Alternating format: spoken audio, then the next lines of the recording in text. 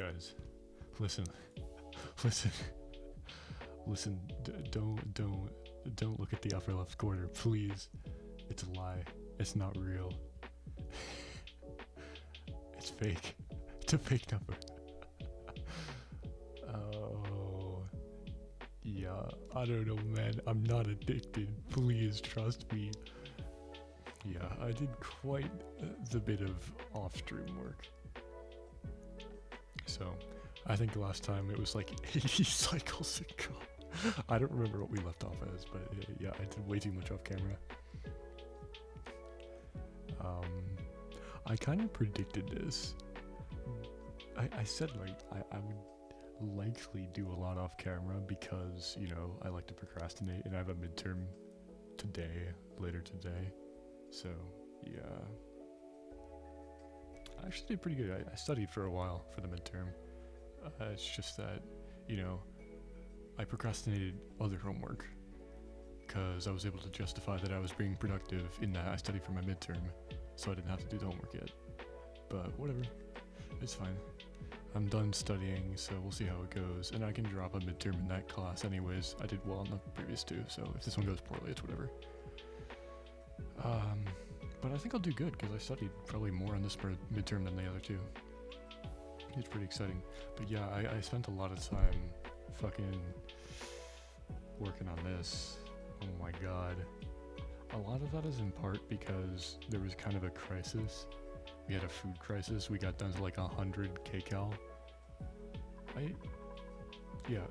Basically right after the stream ended last time, what happened is we ran out of dirt, and mealwood, our main means for production, suddenly was no longer possible.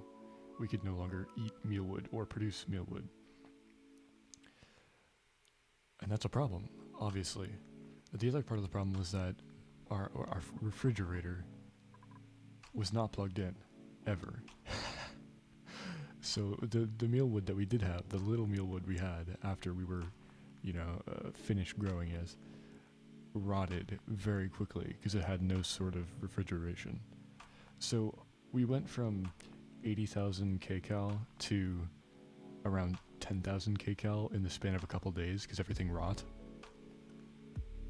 Maybe that's a bit of an exaggeration, but you get the point. And yeah, we got down to we literally got down to like 200 kcal at some point. It was really fucking rough. But I ended up being able to stabilize it. I don't know, I just couldn't really take a break in the middle. I couldn't stop playing when the colony was in danger, so I finished that up and fixed the food problem. The solution ended up being just growing bristle blossoms and spindle fruit, or what these are called, spindly grub fruit, yeah. So I grew a bunch of those, and then I grew some dust caps down here, just dug for a bunch of buried objects for a quick influx of calories, and on top of that, I killed the Paku down in this little ponds down here, this unintentional ponds, for some quick food, but that's about it. The printable spot saved me multiple times. It gave me omelets once, and I think barbecue once while I was low on food. I wonder if it prioritizes food if it knows you're low on food. Because I don't get food that often when I'm this high in kcal. That'd be interesting if that was a feature. I'm actually really curious about that now. But crisis averted, so we're okay. We're okay. The world is okay. We're not gonna die. Really nice. Well, we're not gonna die yet, I should specify. So that admittedly, that little escapade took me around 20 cycles to completely fix. Not too bad. Fixed it up, fast. So what happened in the other 60 cycles, you may be wondering. And I'll give you a quick tour. This will be exciting. There's a lot of interesting stuff that's been added to the base that I'm very, very excited to show off. Now, I did show some restraint, so give me some credit. I did not go to Oozoni yet. Like I said I would not. I would not do anything crazy on Oozoni without doing it on stream, to start. So I was true to my word in that regard. So nothing has been done to Oozoni. I can show you right now. Oozoni is just as we left it. I planned out a little bit of building, but this hasn't been done yet. yeah, literally nothing over here except for me selecting a few blocks to dig once I send a duplicant over. And I did plan a little bit surrounding our progress on Oozoni, and here's I'll give you a quick outline of what I want to do on Oozoni, possibly today. We'll see how things go. So the bottom line is we're in desperate need of plastic. Now, how do you get plastic? You refine petroleum. How do you get petroleum? You refine crude oil. How do you get crude oil? You come to Oozoni because there's plenty of it. Tons of crude oil here. We have 2 crude oil reservoirs, which we can put wells on top of to extract even more. So we can get oil, nice and easy. I don't know if you can use ethanol. I don't think you can. Probably not. Probably just oil. So we have to come in here and harness these oil reservoirs. Now that's not an easy task, because if you take a look at the temperature meter, that is nice and hot. Very hot, in fact. 77 degrees Celsius, so pretty similar to the steam vent, meaning we will absolutely need Atmo suits when dealing with it. That's just no questions asked. We have to have Atmo suits. Otherwise our dupes are going to die. This one we could potentially interact with, because I think... Well, this one's just not as hot, so we might be able to do this one without Atmo suits, but ideally we have Atmo suits. I don't know what the temperature cutoff is for them scalding. It's called scalding, I believe, when they're in too hot territory, so I gotta figure that out. But odds are I'll try and send over some Atmo suits. So that's the end goal of Oozoni for now. Once I have a workable crude oil setup that'll convert it into petroleum and convert it into plastic, I'll feel good about it. And I'll send it through the teleporters back over to Butona. So that in itself is pretty difficult, yes, because we had nothing over here. This is a whole new world per se, and we kind of already fucked it up because I let this polluted water fall into the base, and there's polluted water everywhere. So whatever duplicant I send here is going to be very unhappy for an extended amount of time. And all the duplicants we have currently, they have a lot of skills learned, meaning they have a high morale threshold in order to not be stressed out. So if we send one of the dupes we currently have over here, odds are they're going to get super stressed, and then they're going to do something bad. They're probably going to die somehow, I would assume. So that's bad, meaning most of the duplicants we have right now, we can't really send to Oozoni because their stress is just going to go out the wazoo. Now, how do we fix that? We need to find, so this is where the RNG comes into play, and I don't like RNG, but it's really the only way that I can think about doing it. See, if I had done this from the start and sent a dupe over to Oozoni at the beginning of the playthrough, that would have been ideal, because then they would have started with a low morale threshold once they arrived, meaning that I could do a bunch of construction over here without jeopardizing their stress. But now that I do have all of these skills learned and all my different duplicants, their morale threshold is crazy. It's off the charts. I think I need if I take a look, I think at their skills, yeah, look at that. So they need at least 7 morale. And I think the only ways that I can do that are decor. I don't have an artist, so that's kind of tough. And rooms, so like creating a bedroom, creating a bathroom, creating other sorts of things that, boost the morale. So that takes time, and I don't know if I'll be able to get plus 7 morale just based off of that alone. So accommodating for one of these guys with the high morale thresholds is going to be tough. The lowest I have is 6. I think if I were to send one of them, it would probably be it would have to be max. So let me continue with the game plan. I'll explain the rest of it. But basically, that's the reasoning for why I don't think I can send one of the dupes that I have currently, and then I'll have to wait for a good RNG on the printables pod, so I can get a fresh dupe with a low stress threshold, send them straight to Oozoni, and make them learn. They're kind of going to be disposable. I'm not 100% expecting them to survive. It would be nice if they did, but there's a few basic tasks that I need them to accomplish before they perish, which I really hope they'll be able to do, because we burned through all of our resources over here with Bert, and look how that ended. So we're 0k cal, so that's not nice. But the objective is we need them to enable both of these teleporters. Once we have both of those teleporters enabled, we'll be able to boost the progression on Oozoni using the resources we have on Butona. So we have plenty of resources on Butona. That's well fleshed out. We got plenty of stuff over there. But currently speaking, we have no way of transporting that over here. The only thing we can transport is duplicants, and they don't really have backpacks or anything, so they can't carry anything with them. So we need to get to these teleporters. We've already gotten to this teleporter, which is good, so that's not a problem. But this teleporter poses an issue. You can see there is a abyssalate wall extending from the top of the world all the way down to this zone where I can't see, and it's very hot down there, so I don't really want to explore further down, seeing as we'll have to go down on the right side of the abyssalite, meaning it's going to contain all the heat from the oil reservoirs, and we'll possibly run into more slime lung, as in this little pocket over here. I suspect there are probably more of those lower down. This is just an omen of the tragedy that is zombie spores lower in the planetoid. But so we don't want to go down, meaning the only way to get to this guy is either dig through the abyssalite or go above. Digging through it is optimal, because then we don't have any vacuum exposure. I have never had a dupe exposed to the vacuum before, so I don't know what kind of effects that has on them. I would assume they're fine, especially if they're in an atmo suit, but mainly I just don't want it depressurizing the entire base.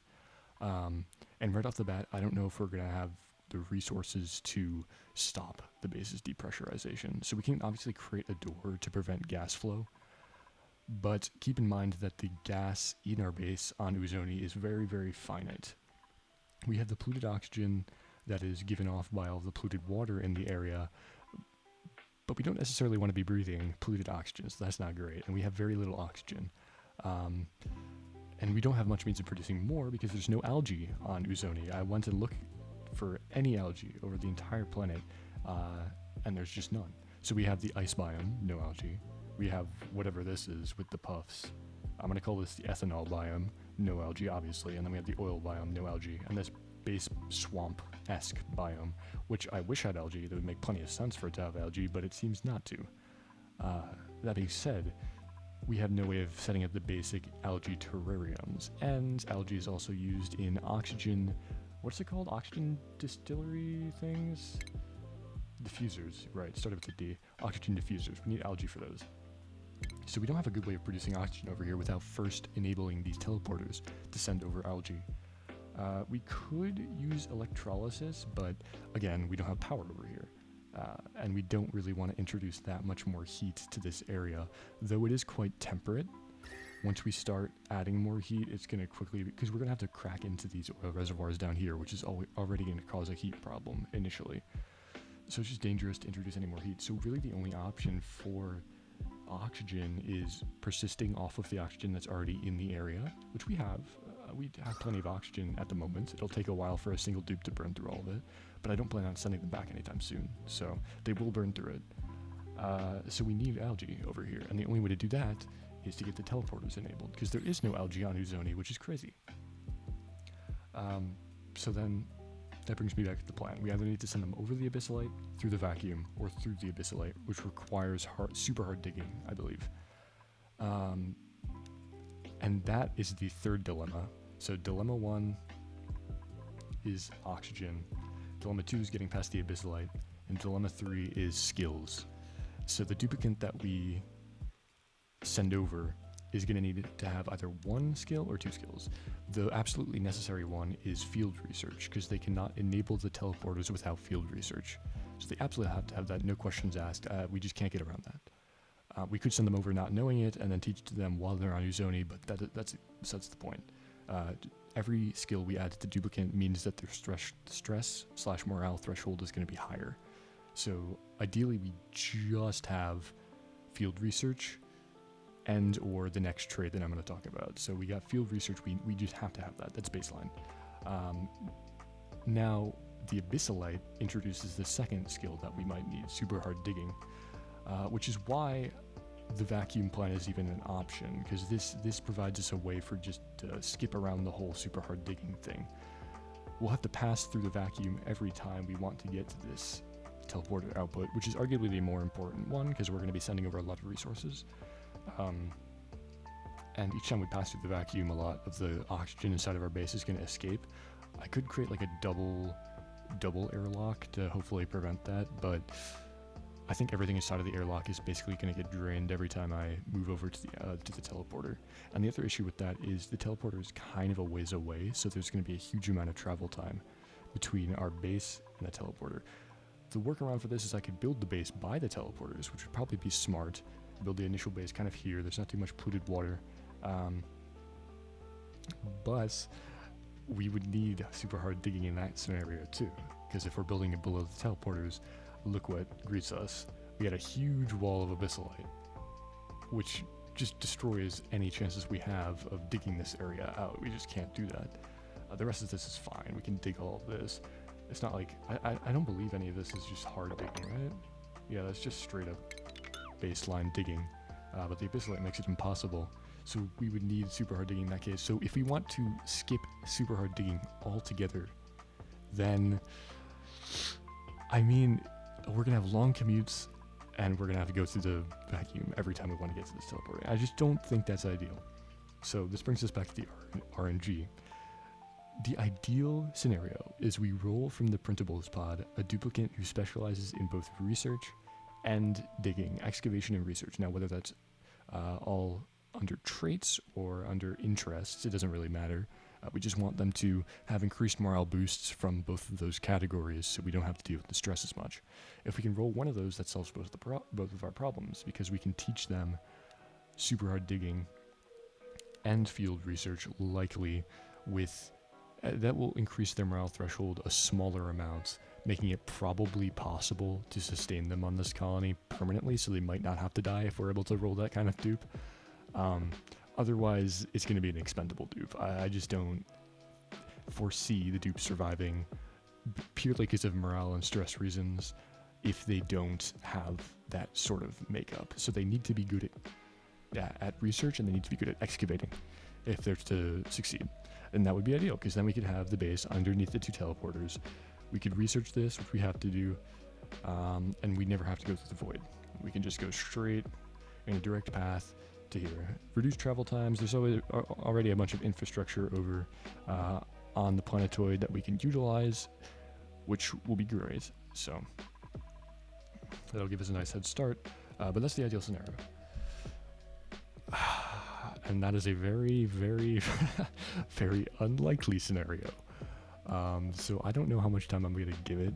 I'll probably give it like maybe 3 more printables, and if I don't get a ideal one in the next 3 printable cycles, then I'll probably just get an expendable dupe and send him in.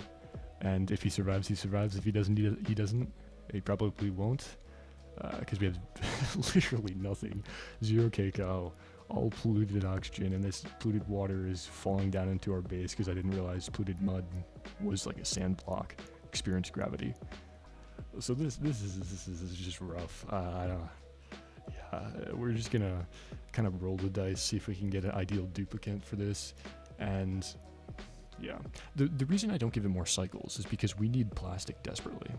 We can't progress more without plastic, and we also need to start funneling over Wheezewort and Sleetwheat to the base, because one thing that I figured out with my research is that Wheezeworts exude radiation, and we need to get radiation so we can do further research, so we can progress.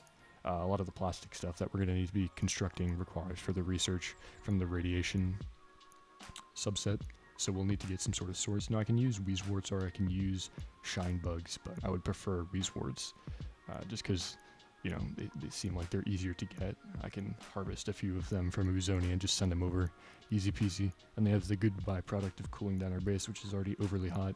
So we gotta send over Wheezeworts, we gotta make plastic, and we gotta send over plastic. And then we might just do steel at Butona. I haven't thought that one out too far, but we do need to get steel and plastic. Yeah, we'll probably do steel at Butona, because that's where most of our water works are. Like, we have 2 cool steam vents, so we're gonna have a lot of cooling on Butona and a lot of water tepidization. So it makes sense, because refining metal exudes hot water, right? I believe it does. So we would have to put that through one of our coolers. Okay, well that makes sense. I don't know if there's a good location for that over here. I'm sure there is. We have plenty of space. Yeah, so I guess I should go over all the things that have changed between this episode and last, which is a lot. So the first thing I already kind of went over a bit is I fixed the food crisis. So we went from 200 kcal to 80,000. At the peak, we were at like 130k, which is crazy. Way too much food.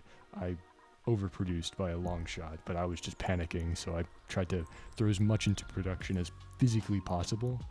So you'll notice I added more farming tiles, filled this all out with spiny grapefruit and bristle blossoms, this entire thing. Then we added this entire thing down here, and then we have these planters up here as well, which I converted into thimble reeds once we had solidified the food situation. I had absolutely no need for all these to be bristle blossoms and such anymore, and it's right above a polluted water pool as well, so that's great for producing thimbleweed, which we need for our atmo suits, to repair the atmo suits. I've removed the majority of it already because I realized we were overproducing. I might have to add a little bit more back because this is slowly decaying, but I removed most of it, just leaving this spindly grubfruit, which is a finite resource because it needs, what is it, sulfur? I believe it's sulfur that this thing needs. I just scrolled past it. Yeah, sulfur, 10 kilograms per cycle. So that's also a finite resource, kind of like the mealwood that we were using for way too long. But we just dug out one of these salt biomes, which has a ton of sulfur in it already. So we'll be able to persist on that for a while, and we're slowly making the move towards critter-based sustenance. So that it's again just going to hold us over until we run out of sulfur. So we'll just expend all the natural resources we have to the absolute limit, and then we'll move on to renewable food. But I got a head start on it, and that's kind of where the next branch of the recap comes into play. So I just want to mention quickly that I just did a bunch of digging like I said I would, got all of this gone. I ended up leaving in the abyssalite, reason being, it is toasty in here. Whew. And I want that sort of insulation going between these two sectors. Now you may say, well, those are both orange, they're both hot. But if you hover over it, this one's like 47, 45, 40, above 40 degrees Celsius, and down here, there's a small region of sub 40, and it gets pretty cool.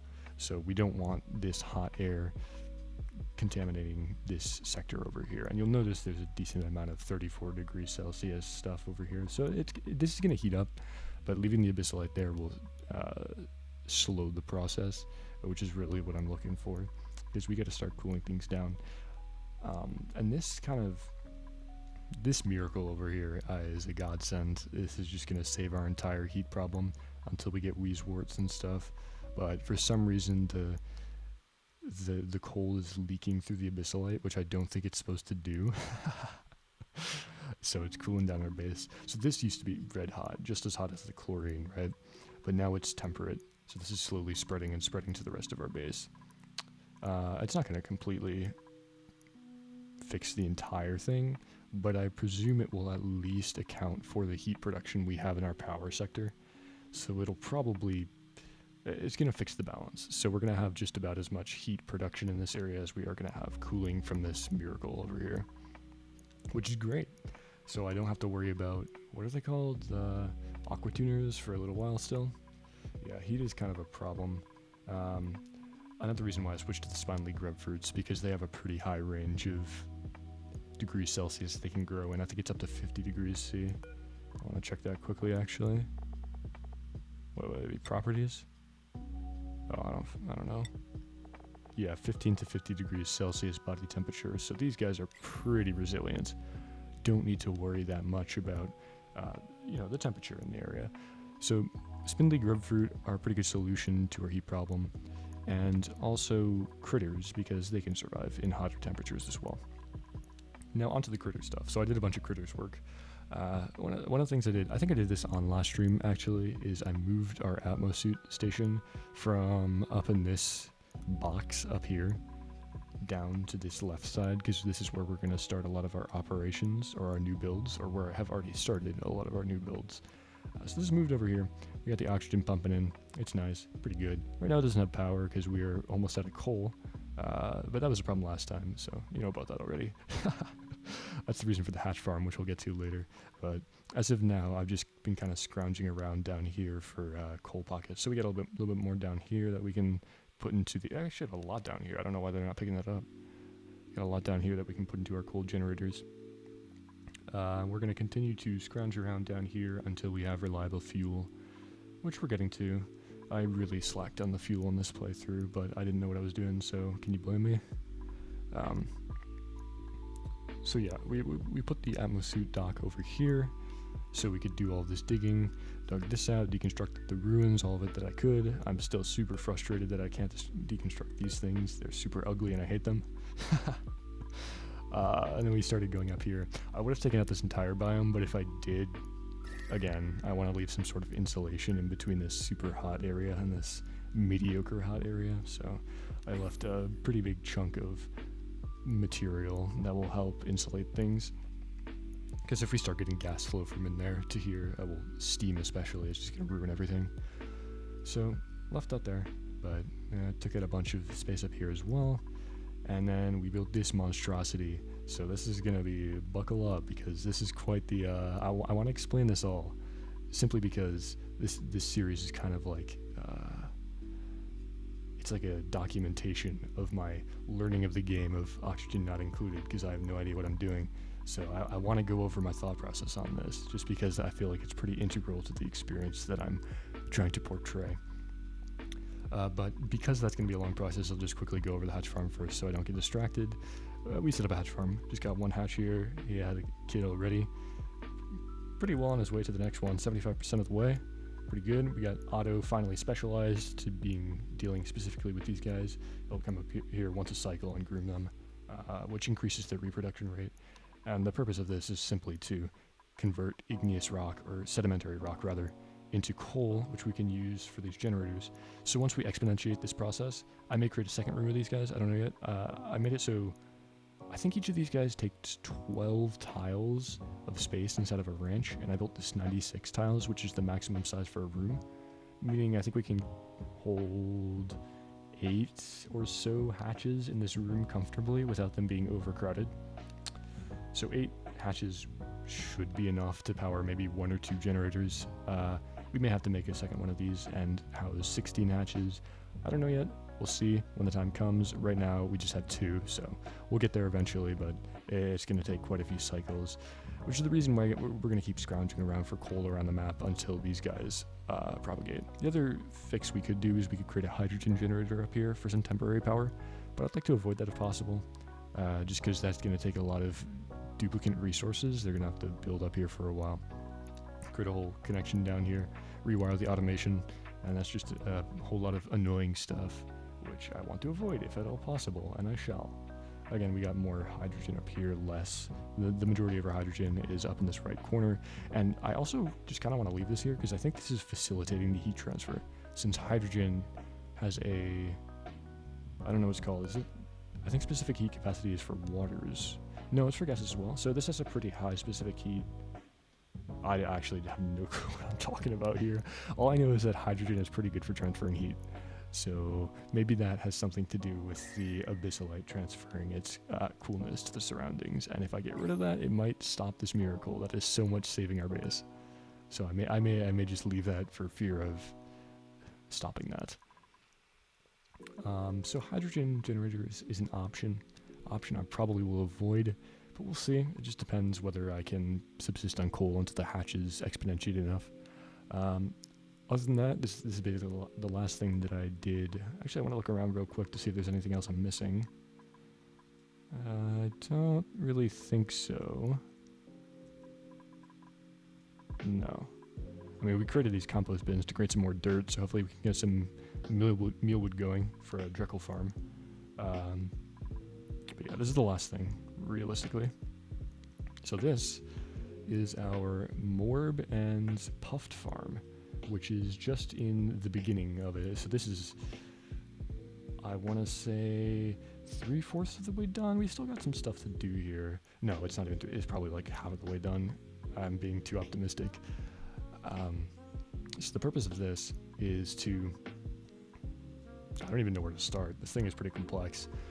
Basically, the idea is we want to convert a bunch of polluted oxygen into slime, into algae, into polluted water, into clean water, and that gives us a way to, well, get infinite algae and infinite clean water or polluted water. So, and it's going to be cold too. Like, this is not going to be crazy warm water, so it's really nice. It'll be a really nice way, and then we'll be able to filter that cold water into, what are they called? It's the electrolyzers. So this is kind of my scheme for starting electrolysis, which is the process of splitting water into hydrogen and oxygen. So creating infinite oxygen for our base without the need for algae, which is great. And ideally, you want to funnel colder water into the electrolyzers because they heat it up significantly. And we don't want to heat it up too much because then things might start malfunctioning and we already have a heat problem. So the only other solution would be funneling in water from our steam vents to it. But this is hot. This is already quite hot. So I'm not so sure sending this hot water into a fleet of electrolyzers is the smartest idea.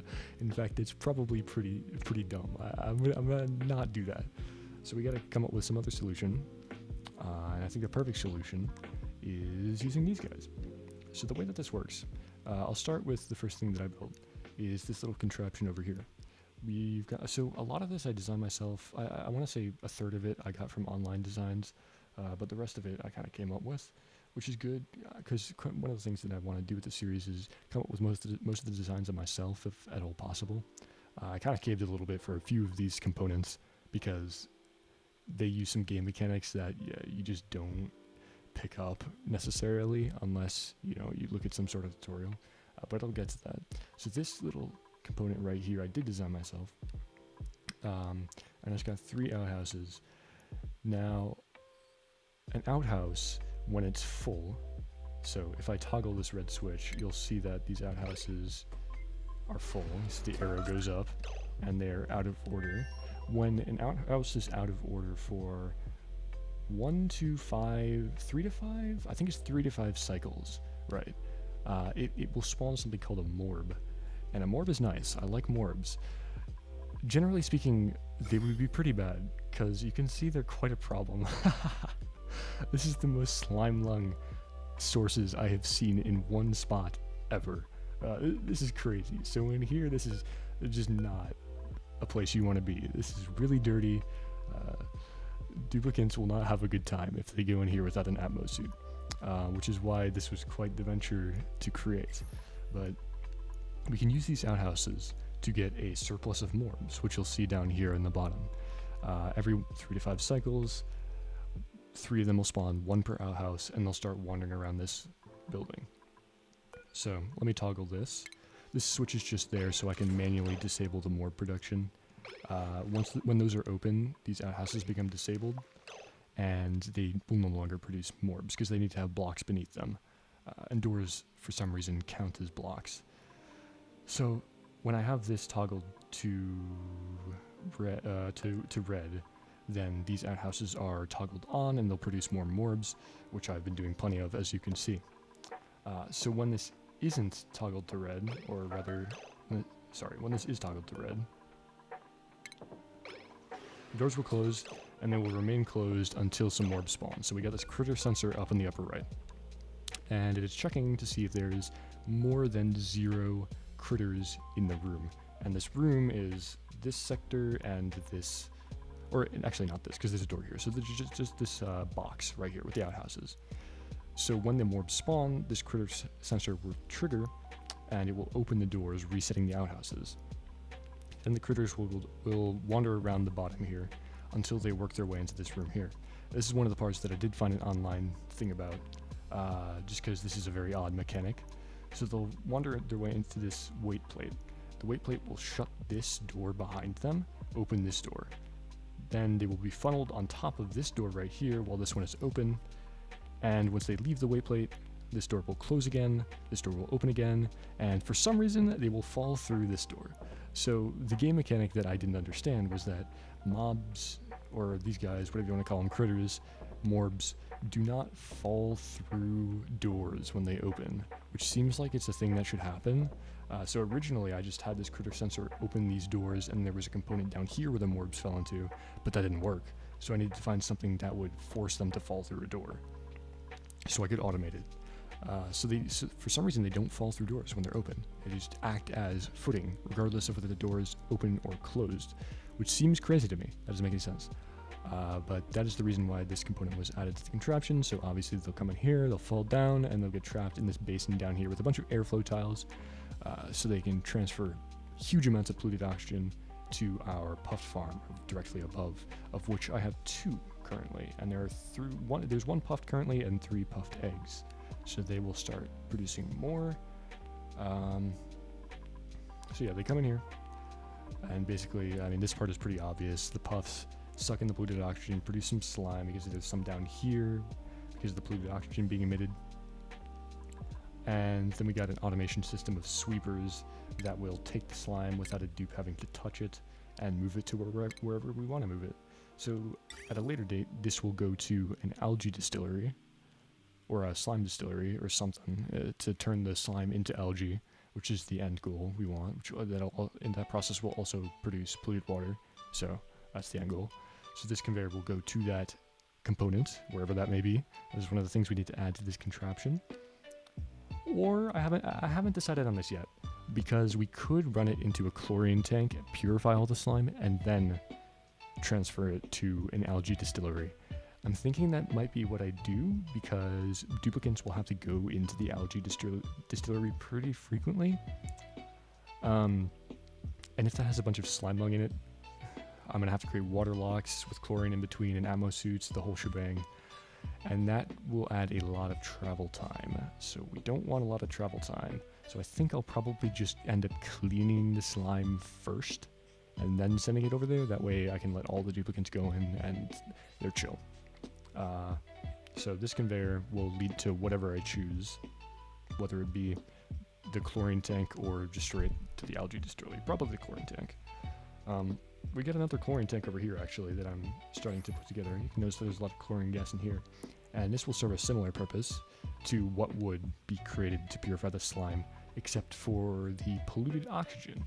So the way that morbs work is they actually do not produce more polluted oxygen if there is above 100 grams of polluted oxygen in their tile. And you'll notice that there is above 100 grams of polluted oxygen in most of these tiles. So the puffs will chip away at that. They won't chip away at it completely. So we need to do something with the excess polluted oxygen. So what I got going here is 2 pumps, one at the top, one at the bottom, so we can kind of evenly take it from the container. And they are connected to atmo sensors. So these atmo sensors sense if this is actually wrong. This is meant to be above 1,000 grams. Shoot. 1,000 grams. Is this one the same? Did I mess this one up too? No, this one's right. So these 2 pumps will start sucking out polluted oxygen when the pressure in this area is above 1,000 grams, which is what we want. I may change this to 900 even, because we want to keep it constantly below 1,000 grams, such that the morbs will be constantly producing polluted oxygen. If it is not that way, then we have an inefficiency in the system. And inefficiency is not good. Though these morbs produce infinite polluted oxygen for free, it's still ideal if we get as much polluted oxygen out of them as possible. So that's what this system is for. These guys will pump out the polluted oxygen into these ventilation pipes, and those will go into this gas tank over here. There's a whole complex setup behind this thing with gas pipes and automation. Basically what it does, I'm not going to go through this in detail, but the gas will go in, it'll circulate through this gas tank until there are no germs in it anymore, and then it will be sent out to wherever I decide the output is going to be. I don't know where that's going to be yet. It'll likely just be another small room with some deodorizers to turn it into clean oxygen. But the important part is that the chlorine in this room will kill all the slime lung on the gas very quickly. So this is the way that we get rid of the slime lung easily, quick, so we can use this, so we can realistically use this oxygen in other settings. I could literally just use this oxygen to fuel the base. I may not even have to create electrolyzers, but I don't know if the production is going to be enough to do that. So that's something we have to test. And I can always make more morbs if I need more oxygen, but more morbs means more lag, and I don't like lag, so we'll see. We'll see. But if it looks like we're pretty close, I mean, we're only sustaining around 5 duplicates on this planet as for now.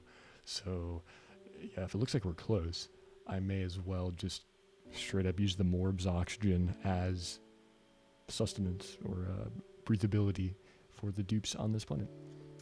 Which seems kind of crazy because these guys are producing slime lung filled polluted oxygen, so converting that into oxygen for the colony is no small feat. But that's to come later. The reason that we need plastic, the whole thing I went over on Oozoni, is for this, so we can't sense the germs until we have plastic. So this whole system is just not going to work until we have plastic. We could just let the polluted oxygen sit. We could purify it and let it sit to clean it out, but that's just so ridiculously inefficient. I think that takes like 15 cycles for all of it to die completely. Probably less, more like 10. But we don't really have 15 cycles for every oxygen refresh in the base, so it's just not realistic. We need the plastic for the germ sensor. So that's that.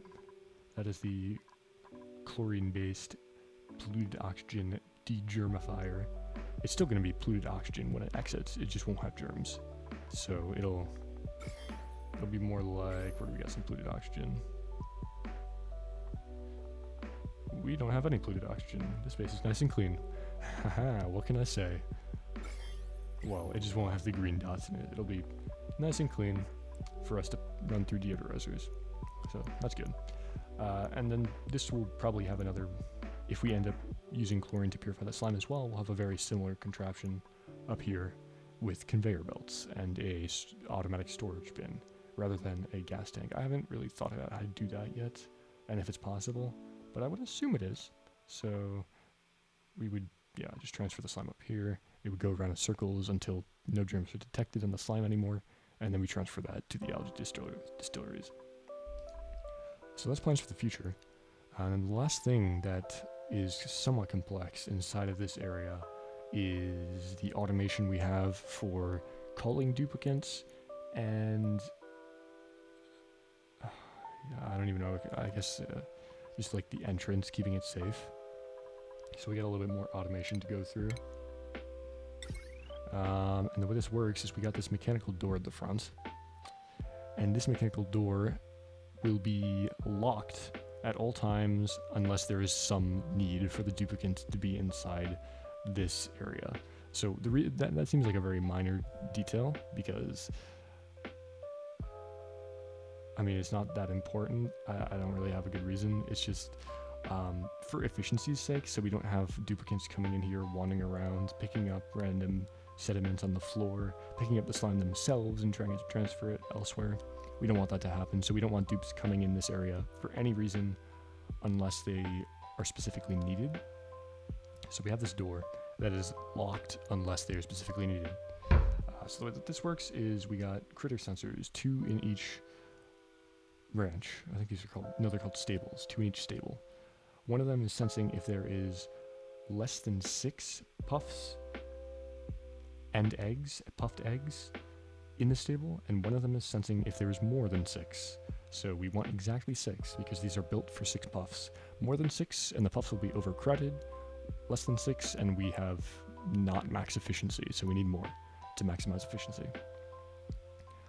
So these will send signals to OR gates, so if either one of those conditions is true in either stable, a positive signal will be sent to this OR gate.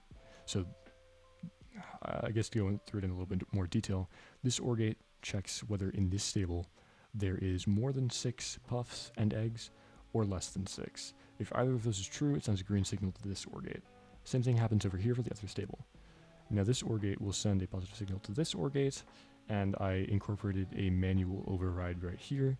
So if I want duplicates to go in there for a reason other than the puft count, I can toggle this and it will open this door. Eventually, once we have the base more laid out, this door is going to be, it's going to have specific access parameters, so only Otto will be able to go in because he's our ranching guy. So Otto will be the only one who's able to go in, and when he does go in, he'll have to go through a liquid lock, preventing any gas flow into this chlorine-filled room, which kills all germs, including on the suit. He will put on the suit, go down through another liquid lock, preventing the chlorine from getting out into the puff farm, and he'll do his business with the slime, come back out, drop off the suit. The suit will be purified because of the chlorine, go through the liquid lock, and Otto is clean too because everything that he touched was with the suit on, so nothing on Otto himself will be infected.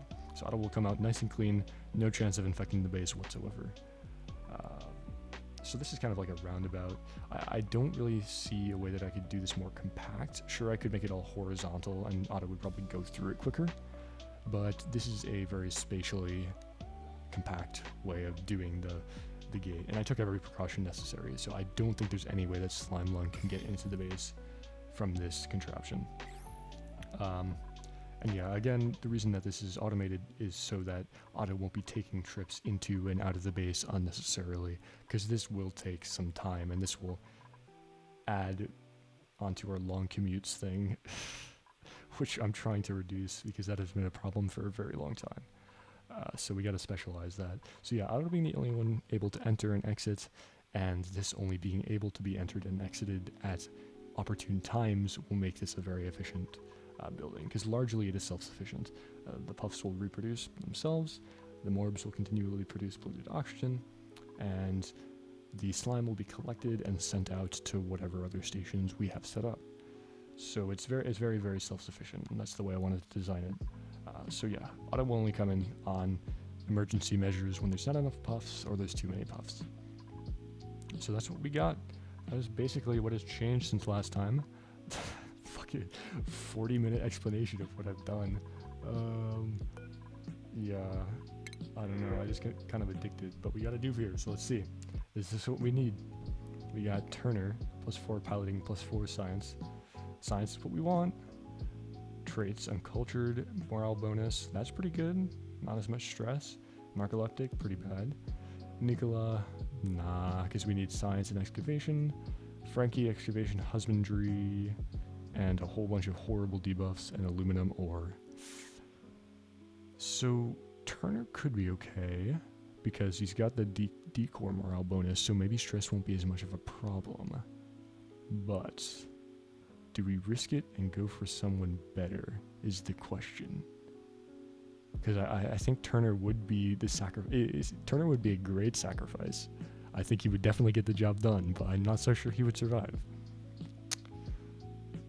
I'm willing to stick it out for 1 or 2 more printable cycles. So for now, we're going to go with the aluminum ore. These guys are pretty good, but I just don't need... supplying is always good. Maybe I should take Nicola.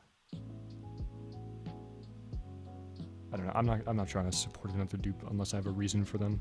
So that just doesn't make any sense. And this guy has really good buffs, but we already have an excavation guy and already have a husbandry guy, so it makes no sense for us to take Frankie. So I think aluminum ore is the boring option. More dupes for us, despite the fact that we have 4 extra beds.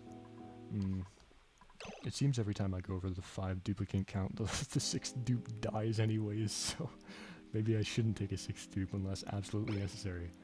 But yeah. Let's see, it looks like Otto's gonna... No, he's not gonna groom them. Okay. I need to get these hatches up and running quickly, because most of the hatches from the original biome have died, because I didn't make a hatch farm early on. But... let me think of what we gotta work on over here. This building over here is kind of at a standstill until we get plastic. So I think it's just a matter of waiting and digging more stuff out, which is not exactly the most exciting stuff to do. Here, let me look through what we have in terms of buildables. Let's see if I can get into some steel production maybe. So we got a metal refinery, which I've never touched before. Let's see, where would be a good place to build this? We probably want to build it somewhere hot already, because we don't want to exacerbate the heat problem. Somewhere relatively insulated, where we can look at heat. Zoom out a bit. So we could build it up here. We could build it up here. I'd probably want to insulate this. That could be good. We could build it... We can mine a bit down here and build it down there. And I think that's about it. Because everywhere else is pretty temperate. We got this green and yellow, nice green and yellow over here. So we don't want to ruin that. And I don't think it's much of an issue of building a heat producer instead of a hot environment. Because if we build it out of gold amalgam, it's going to have a high melting point or non-functionality point anyways. So it's like not that big of a deal. So maybe what we do, hear me out, is we take a metal refinery, we build it here, and we put some tile beneath it. Let's get this done quickly. And once that's built, we can look at what kind of properties it has, because I've never ever interacted with a metal refinery before. So we gotta read up on what this puppy does so we can use it correctly. Now, if my dupes would actually go ahead and do that, that would be nice. That's not what I meant to click on, priorities. Let's see. Building, I want to make sure these guys have building prioritized. Looks like Joshua and Nisbot do, so one of them should be coming up promptly. Very nice. There we are. It's going to take them a while still, unfortunately. What resources does this guy need? Properties. Mostly just igneous rock, I guess. Here, I can check it in the refinement tab. No, I can't. I guess we'll find out. So from what I can tell... Oh, it's downtime. Darn. From what I can tell is this thing exudes very, very hot water. Oh, sorry, I got a cough. I'm gonna mute.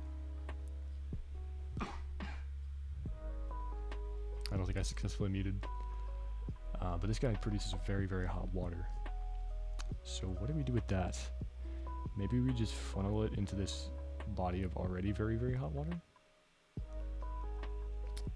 Or we just bite the bullet and create some sort of aqua tuner. Those are the options. Or, maybe this is a big brain. We break into this cool, nice and cool area up here. And we dump it into a big tank. So we have them go up here. This seems like a pretty good spot. I'm getting a little bit of early morning lag. Gotta love it.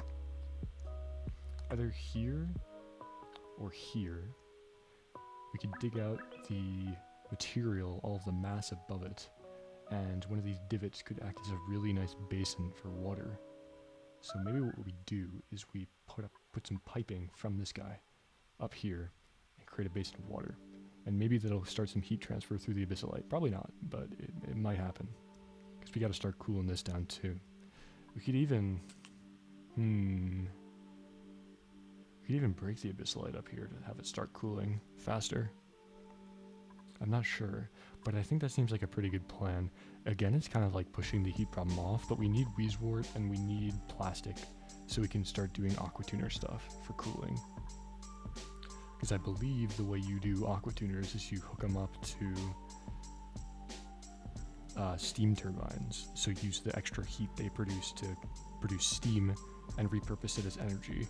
And the steam turbines somewhat delete the energy, which is what you want, because you're trying to cool things down. You're not trying to just relocate heat, you're trying to delete it. So that's, and it looks like, yeah, look at this. The heat is transferring through the abyssalite. Is it meant to do that?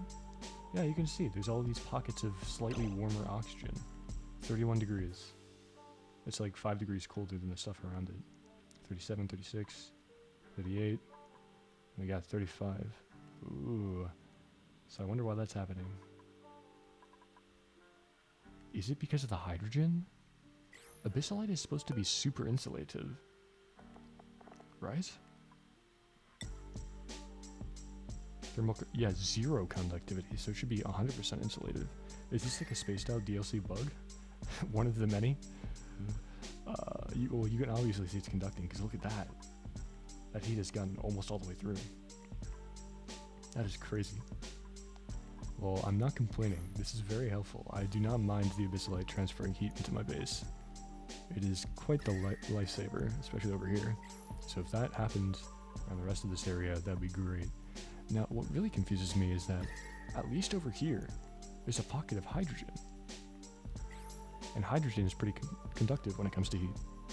So why is it that over here, where there is almost no hydrogen, it is starting to conduct? Curious. Anyways, that is good. So how does the thing work? Status. Produces refined metals from raw metal ore. Significantly heats and outputs the liquid piped into it. Yep. So we actually need to pipe liquid into it as well. Duplicants will not fabricate items unless recipes are queued. Okay, that's pretty standard. Produces 16k DTU. Not too bad. I still think we should insulate this area. Overheat temperature 90 degrees Celsius. So how is it over here? So this water is actually cold enough to pipe in? Question mark? Maybe.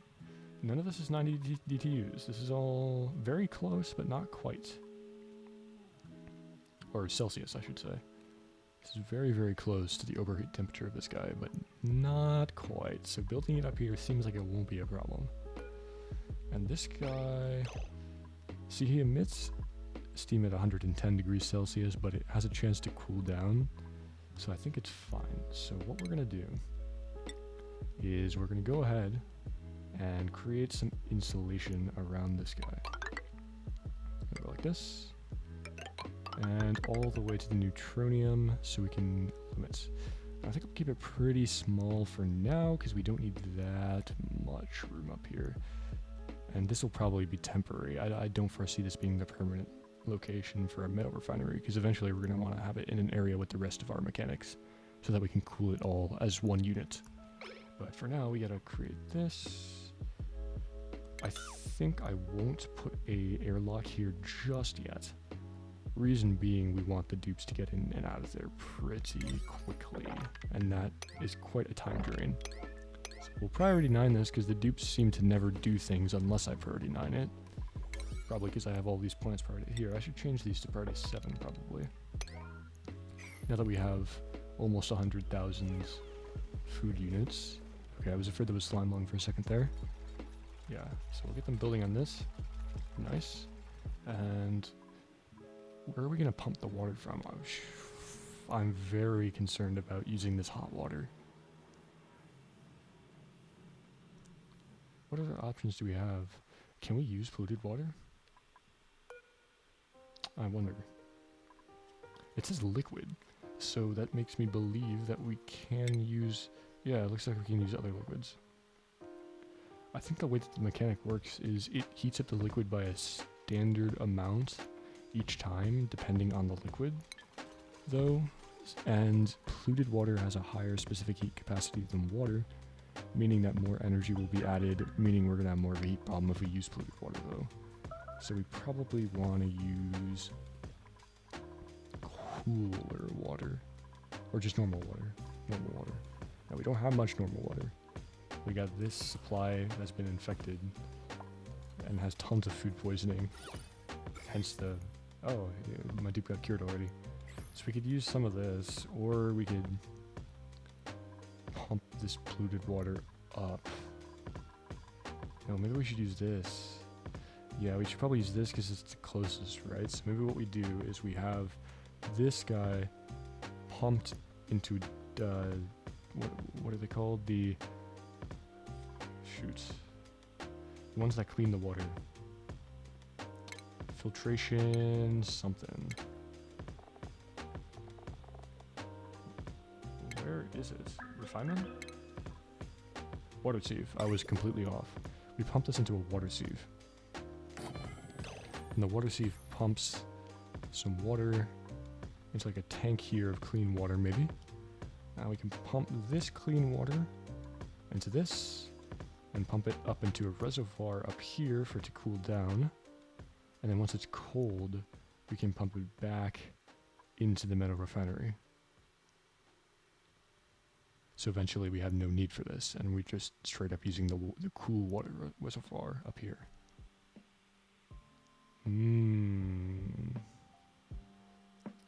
That could be good. I kind of like that.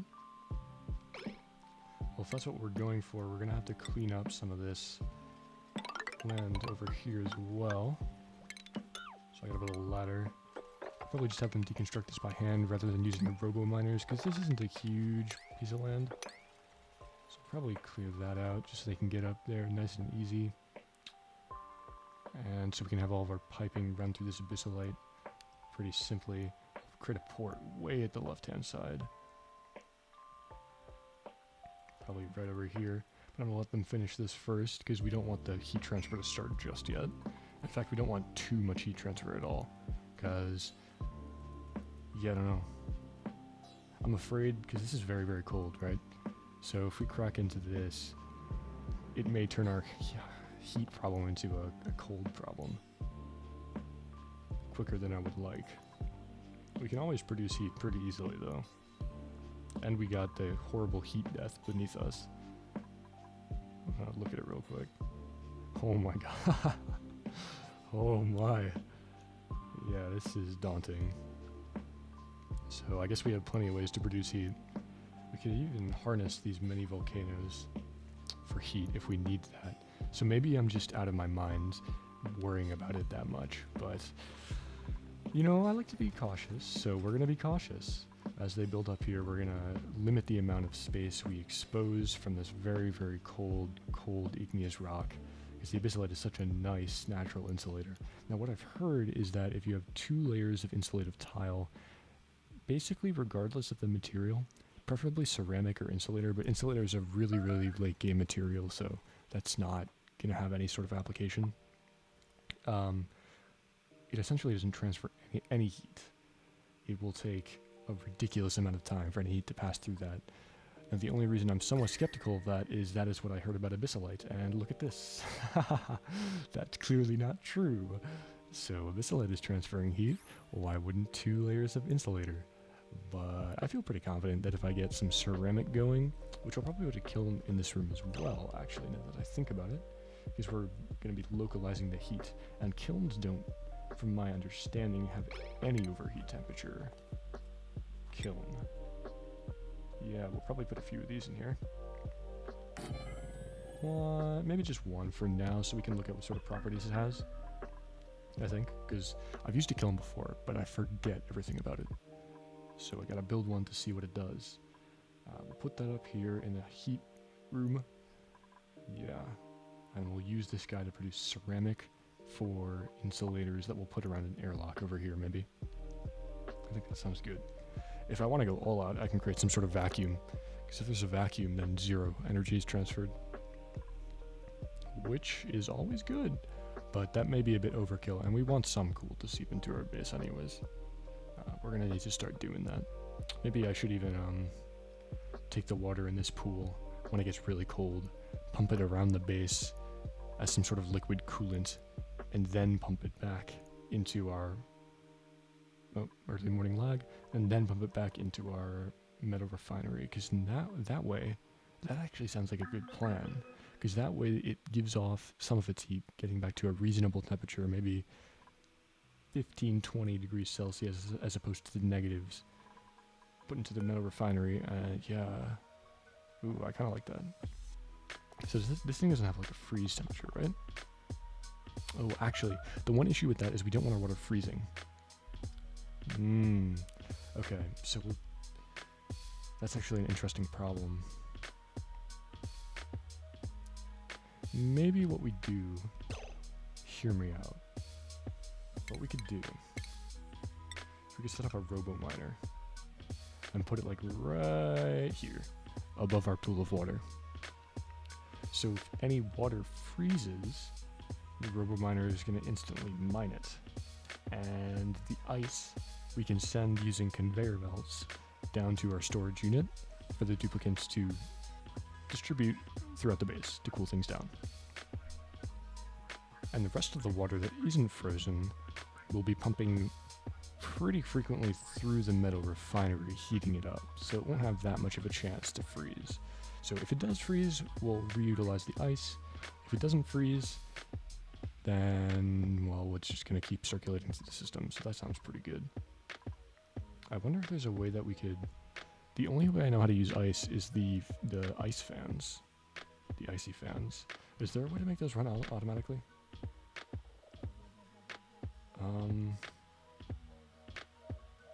Because if we could somehow use the ice to cool things down automatically, that would be beautiful.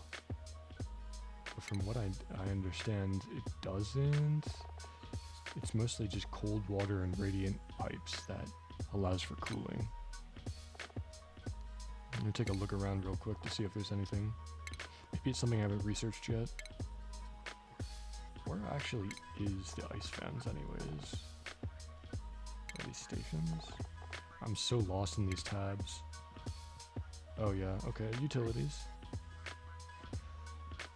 I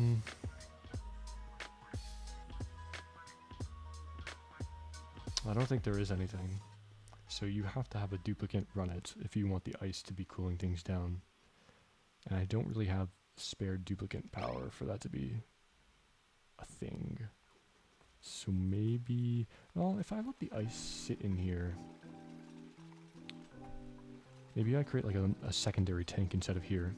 Let the ice sit inside of it, and it gets very hot in here, so this natural heat will melt the ice.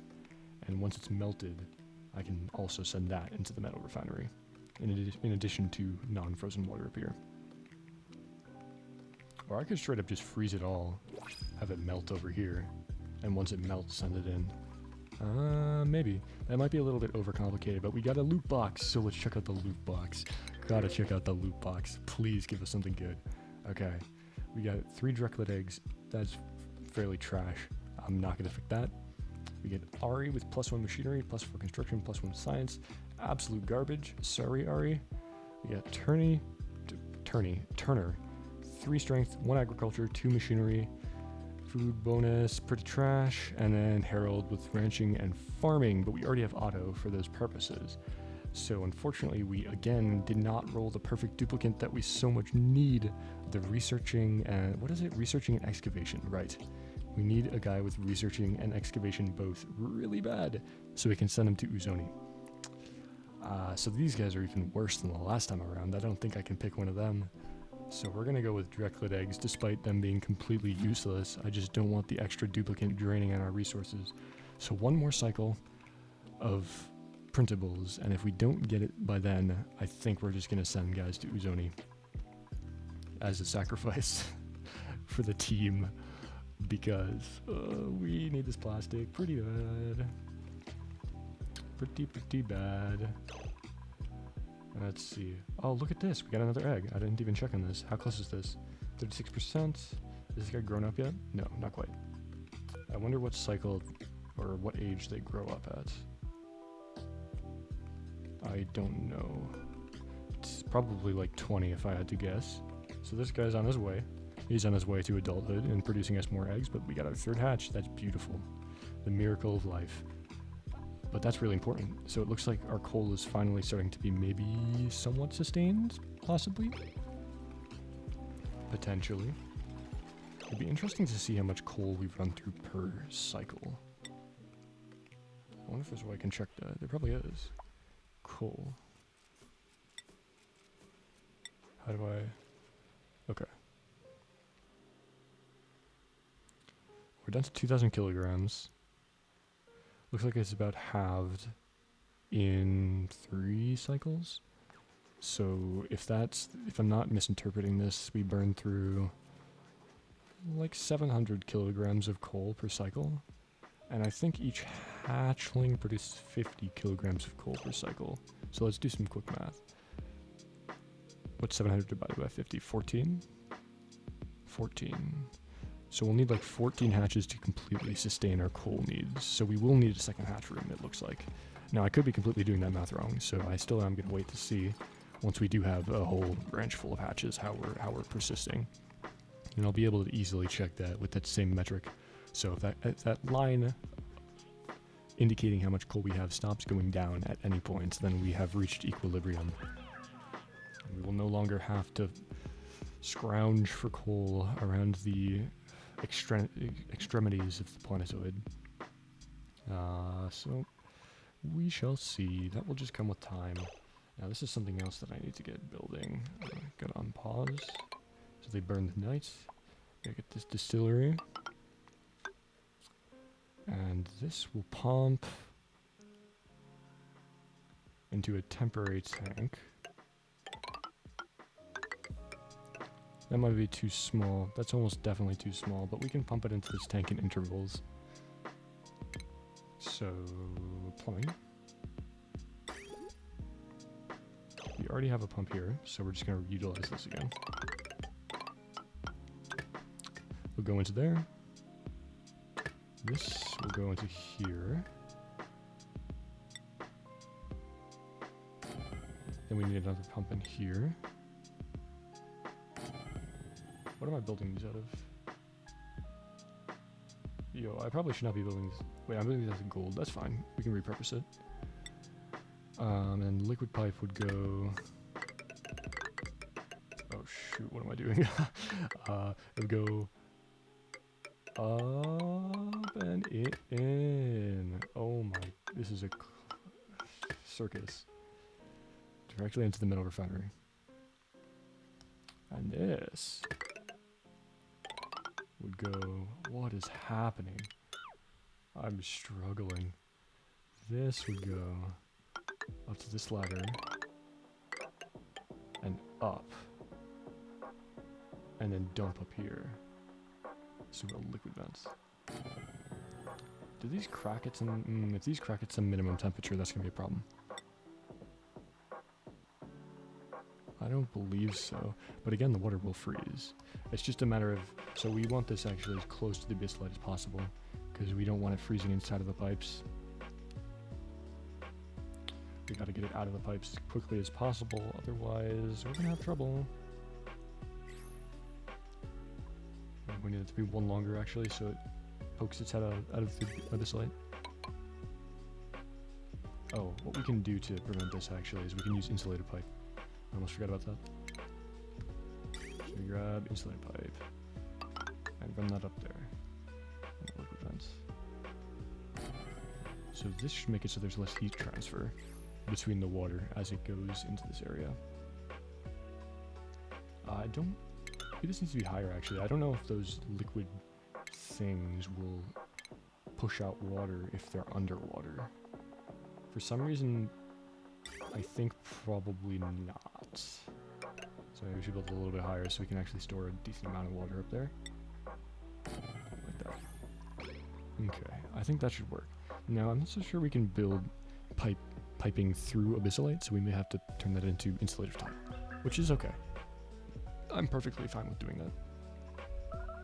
Actually, screw it. I'm just gonna build a door here and let some heat transfer happen, because this room is gonna get hot. Surely, it would be nice for the duplicants to not burn alive.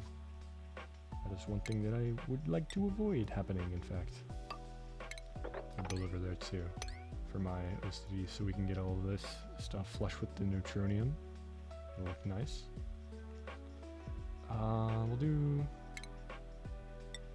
to the right as well, so we can get this right there. Perfect. And we have like a nice little box cut out. Nice and geometric. Okay, so they can't actually reach this yet. This, I mean, they already have some ladders there, so I think if I go like this, they should be able to do most of it. Yeah, we'll do that, and we can plug this hole later on, once they're finished constructing this. Now I think we also gotta do this, so we can reach this piping. They won't be able to reach that all. This is all reachable, that's all reachable, until, well, obviously we gotta break into there. Okay, so this guy started erupting again. I'm so glad I built this insulated wall. This whole circle around the steam vent inside of this nice, clean oxygen was scalding earlier, like this temperature. And duplicants, whenever they entered, they got the scalding defect, obviously. So I'm super glad I made the decision to build this insulated tile, because it looks like it's working the treat. nice and I wouldn't say cool, but at least it's not. At least it's not scorching. It's just hot, which is okay. I'm okay with it being hot. I mean, we're used to it being hot by this point. Everywhere is hot, just about. Okay, so let's take a peek at our hatch. Maybe it's hatched yet? Not quite. 61%. So 2 more cycles until that guy's hatched, and how long until this guy produces again? What is that? 55 divided by 17. 3-ish cycles? Okay, 3 cycles until we get a new hatch, and 2 cycles until we hatch a new hatch. Nice. So that room will be filled up. Not quick, but it's getting there. So what are these guys doing? It seems like they're not prioritizing this. Probably because I didn't set it to P9. I just hate using the... I keep saying I hate using priority 9 because it feels like abusing the priority system, but I keep doing it anyways, so maybe I'm not so true to my word. We're gonna priority 9 all of this because I'm so impatient. It's fine. Our base is pretty self-sufficient, so if they forget to produce some food for a cycle or 2, we'll be fine. Not too much to worry about. How's the heat looking like inside of our base? Not great. Pretty hot. Up here is very, very hot. The reason for this is that I let the oxygen flow from up here into our base because we were running low on oxygen. I still stand by that being the correct decision though. I still think that was the correct decision because we needed oxygen bad. And heat, as long as we're doing spindly grapefruit, like heat is not that much of an issue. As long as it's not scalding, because the dupes, I don't think they get a debuff if it's hot. So we just don't want the debuff, and we want to have sustainable food. So I think it's okay. This is gonna cool down too, hopefully.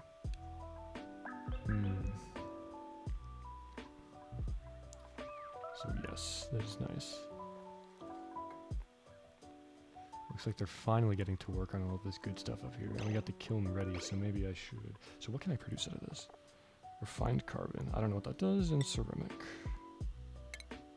We definitely want to start producing a bunch of ceramic. I think this is pretty slow production, so we'll get it rolling now. Depending on how slow, we might create a second kiln. I think. In fact, we'll probably need a second kiln. It's more so I just want to know how much heat this is producing before I overcommit these kilns. Because if this thing is mega hot, we might not want 2 of them. So we're going to do this because we're going to want our water basin right here. Once we're finished with this water basin. Oh, that's not good. Ah, so they can't build. Okay, well, this is savable. I'm glad I saw it. They can't build pipe through abyssalites. Confirmed. We're gonna red alert this because we don't want to lose too much of this water. We're gonna lose a lot of that water. Please. Please. Go, go, go, go, go, go, go. Oh my god, what are they doing? Oh my god, what are they doing? It's red alert. Go. Oh my god. Well, now we're gonna have a nice polluted water pool down there. Oh, awesome. They can go swimming in the nice chlorine atmosphere down here. Oh, that hurts a little bit. You gotta turn up the red alert. That's gonna raise stress for sure. They're all sopping wet now. I guess the good news is that water will cool down this area significantly. Yeah, look at that, it started cooling it down. So maybe that was a blessing in disguise. I'll think about it optimistically. I wonder if... no, there's no shot at it. Evaporates. And we don't have any germs in this component, right? No, which, yeah, so this polluted water isn't going to propagate any sort of slime lung germs, because we have that contained, so it's really not that big of an issue. It's a shame though, because it's kind of a waste. Should do this. Yeah, that is kind of a waste, unfortunately, but we still, like, this is a huge amount of water. This is going to be enough to sustain our metal refinery for a very, very long amount of time. So it's not that big of a deal that we wasted a bit of polluted water. Again, that is kind of the reason for our puft farm, so we can get clean oxygen and water from the algae. So water is not going to be much of an issue in the near future, especially since we have these guys. Once I figure out how to tame them, then that's even more infinite water. So this planet is going to have plenty of water to use. If I'm super desperate, I can use all the water on Oozoni, because if we take a look over there, oh baby, there's that, there's that, there's that, there's that, there's that, all this, so much water. It's very polluted, but there's so much of it. So much, and so much ice too. So water should not be much of an issue. The issue is transporting the water, really. Downtime. Okay, so we're very close to our next printable. I think what I'm going to do is I'm going to wait for this next printable in 0.5 cycles. So we'll do one more cycle, then I think I'll end the stream. Actually, if we get a good dupe, I'll keep going, and we'll move on to Oozoni. If we get rolled with bad dupes, I may do a little bit of work off stream trying to get a good one that we can send to Oozoni. So I would like to avoid sacrificing a dupe if at all possible, and I think we can withstand a few more cycles as long as we get to work on this metal refinery up here. So I think that's the plan. If we get a good dupe, keep going. If we get a bad dupe, that's the end of the stream. So let's see, 0.5 cycles. And let's see how much of this metal refinery stuff in the upper left they can get done in the meantime. Probably none, because they are extremely slow. And I hate it. My commute times are so bad. Another reason we need plastic, so we can create those transport tubes, or what are they called? What is that even under? Base? Do we even have that researched yet? Maybe that requires some intense researching.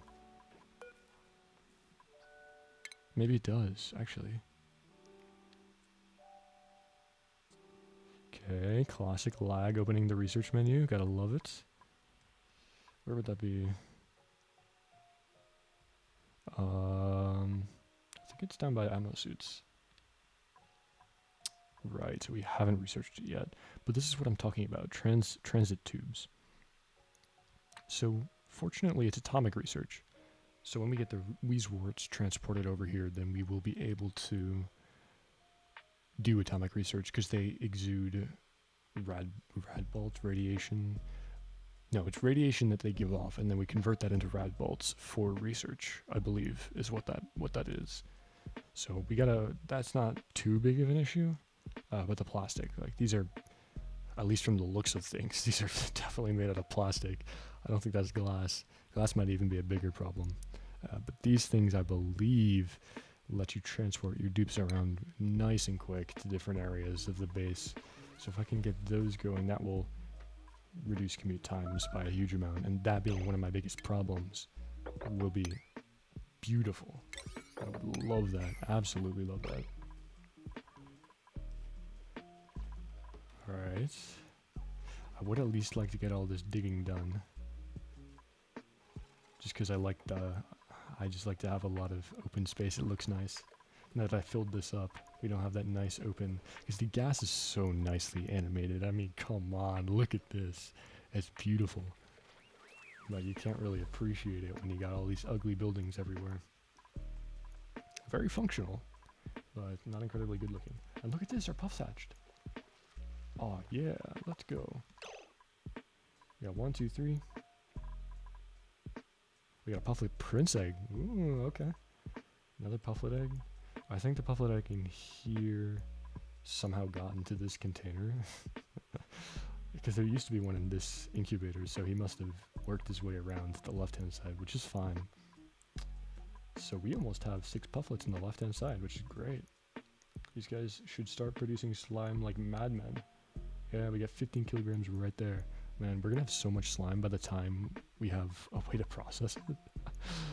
But that's good, because once we have a way to process it, we'll have a huge amount of algae and water and all the good stuff.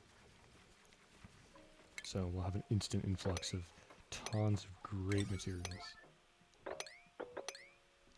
Okay. And here's the loot box. Cross your fingers. Oh, it's so bad. Wait. No, it's so bad. Okay, we got Balm Lily, Swamp Card, It's like artichoke, some weird stuff. We got Nisbet, excavation and creativity. Decreased decor makes our stress problem even worse, so I definitely can't pick them, even though they have excavation. And then Camille with medicine, exosuit training. That's a shame. I really was hoping I could get it so I could do some Oozoni in today's episode, but it looks like that's probably a no. I'll still finish out the cycle, see how much of this they can get done. Unfortunately, we didn't get the dupe we were looking for, but I think it's still worth wasting a little bit more time waiting for one, because we do have 2 deaths, so don't want to increase that count too much. Don't want to add to our little miniature horrible graveyard in this upper right corner. Bert and Booga. Wait, is that? Both is the B. Names that start with B. It's a curse. Actual curse. Oh yeah, look at that. We don't have any more water leakage, do we? No, we're chilling. So we lost a third-ish of that water supply, and no germs are propagating from what I can see. So that's probably alright. We're gonna have to purify this polluted oxygen that it's giving off, but that's not the end of the world. In fact, it just increases the amount of oxygen we have in this area, so maybe it's good. Thinking on the bright side. There's a lot of it being produced, that's for sure. It's gonna overpressurize soon enough. Right? What is this? Like 800 grams? I don't know. I think it overpressurizes at 1,000 grams, which is the reason the morbs don't produce past 1,000 grams. So probably around there. There's going to be a decent amount of polluted oxygen up here, but it's only going to settle because we got this nice layer of chlorine to which the polluted oxygen will float right on top of. So that's perfect. We'll be able to purify that nice and easily. No germs. Pretty low stress. And it's nighttime, so we'll wait for the night to pass. And I think I'm going to take it out for the night. Probably, because I got work to do tomorrow. I'm going to stream tomorrow again as well. Actually, I probably will stream tomorrow again. I'll try and make some progress offline again, trying to get that dupe we're so looking forward to getting. If we will get them, probably not, but you know, the more stabs we take it, the more chance we have of getting it. So I'd say it's worth a few more stabs. Actually, I want to look at our hatch farm. So we should have 3 now, right? Oh, let's take this guy out. Yeah, he just hatched. Oh, look at that. Early morning lag, nice.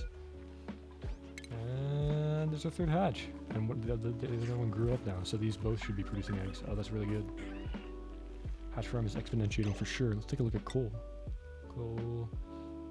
It does look like it's going down slower because we're at 0 kilograms. So bad. Oh my god. Well, I guess that makes sense. It's not like we don't have more coal to mine, so it's fine. I'll let them finish out this digging. 1, 2, is this? This is Mafic Rock. We gotta get them dig this too, of course. Oh, they can't reach that, never mind. And there we have it. Oh, we're gonna let them... I'm still nervous about destroying this epistolate.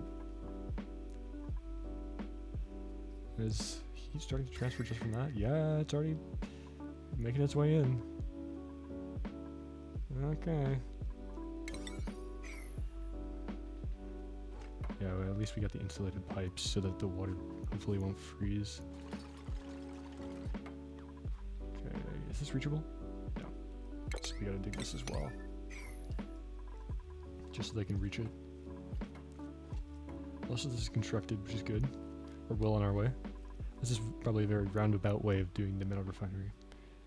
I hate building temporary things, even though most of the things I've built in this base are temporary. It just feels like I'm not doing things efficiently. But this is certainly temporary, because look at how horrible this setup is. Ooh, nice and cool. Nice and cool. That's what we like to see. So I'm curious how fast this is a very small entry point of cold air, but it looks like it's already starting to make its way down. There's some yellow parts down there. Oh, what's up, Betty? What am I working on? What am I working on? That's a great question. Right now, so this is my this is my first time playing the game, but this is one of my first times playing this is my first time being past cycle like 100, so I've never been very far into the game, and we're just getting to metal production, so we're trying to create some steel so we can get some steam turbines going, because you'll notice we got 2 steam vents down here, which are just sitting there creating huge amounts of very, very hot water that we can't harness until we have steel. So we're trying to create this metal refinery up here, which I have no idea how to do. So what I'm doing right now is I'm trying to get some polluted water from this reservoir we've got built over here, get it into this tank, pump it into the metal refinery. It gets heated up when you use the metal refinery by a significant amount, so we got to cool it down. And I'm just using natural heat to do that, so we're going to pump it into this super cold zone up here, and just before it freezes, or I haven't decided whether I'm going to let it freeze or try and pump it out before it freezes yet, but either way we're going to collect the cold water, put it down here so it melts or warms up a bit in this area, cooling this area down effectively, and then we're going to pump it back into the metal refinery, and then we'll have a loop. So that's the basic idea. It's probably not gonna work, I'm gonna be real with you, but I mean, I gotta try it. Other than that, we're just waiting for... So we haven't actually explored... I'm playing the DLC, right? If you know anything about the DLC, we got this whole extra planet, and this is met with a bunch of challenges, because we can only send one dupe over here every probably like 10 cycles. I don't know how long it takes to recharge this teleporter, but it takes a while. So sending any duplicate we have over here is basically a death sentence. So I'm trying to plan some way, or grasp at straws for some method that we can avoid killing the duplicate that we send to this planetoid, which is called Oozoni. So the ideal situation is we get somebody with excavation and research skills, because we need them to be able to dig out this abyssalite and activate these teleporters. But that is not an incredibly likely thing to happen, just because we're rolling the dice every... How many cycles does it take for the printables to come out? Like 5-ish? I think it's around there. But we're basically rolling the dice until we get somebody sufficiently skilled to send over there, and it's not been going well. I think we've gone through about 5 rotations about this, 2 off stream, 3 on stream, and none of them have had the traits that we need, so that's not going too well. What I said is we'd probably give this a few more goes, see if we can get a good dupe, and if not, I'm just going to take some random throwaway dupe and send him over as a sacrifice. Because we have to go over to Oozoni. We need crude oil terribly bad, and this planetoid does not have crude oil at all, which is atypical, because that was not the case in the base game. In fact, there was a huge oil biome, typically, at the bottom of the base game. I remember digging down to that at the beginning of my first playthrough without knowing much, and then dying because of heat. Or not dying, but just quitting the game because everything was like 100 degrees Celsius. So, yeah, there's a lot of things in the works. We just got over a huge starvation epidemic, so we're sitting at a nice 130 kcal. Looks like we're finally starting to get back up into that good range. Actually, oh, we're over the limit of our refrigerator. What is this made up out of?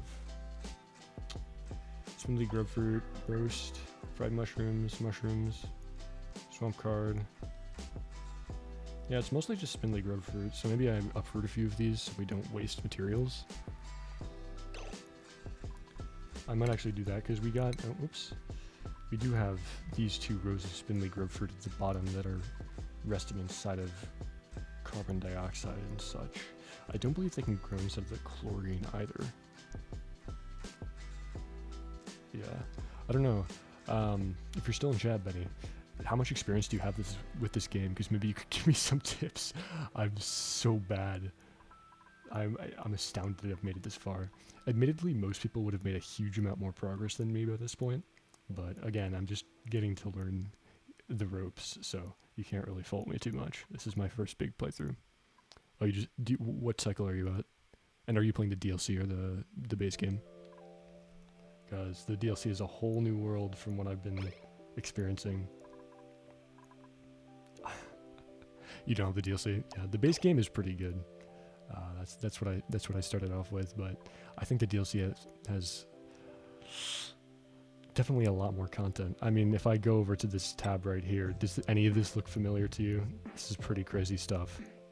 These biomes exist in the base game, but we've got pools of ethanol everywhere, a biome full of squeaky pufts, oil reservoirs like really close to the surface. I mean, really close. And then a huge swamp biome. So my strategy is basically do everything I know how to do from the base game, and then when I feel confident that I have a self-sustaining colony, I can send my duplicates over here and I'll start moving into the territory of the DLC. So 300 cycles in and I'm finally thinking about it. I realized that was a huge error because then the progress between my main base and this base is super offset, and I have to send over a gigantic amount of materials to catch this base up. But, you know, I did the best I could with the knowledge that I had. So we're trying to come up with a plan to fix that situation. But yeah, I think in the base game, the furthest I was ever, that I'd ever been is about 100 cycles. And on the DLC, we're cycle 300, so this is a new record for me. I have yet to beat the game. I have not gone to space, or I've not done any of the win condition objectives.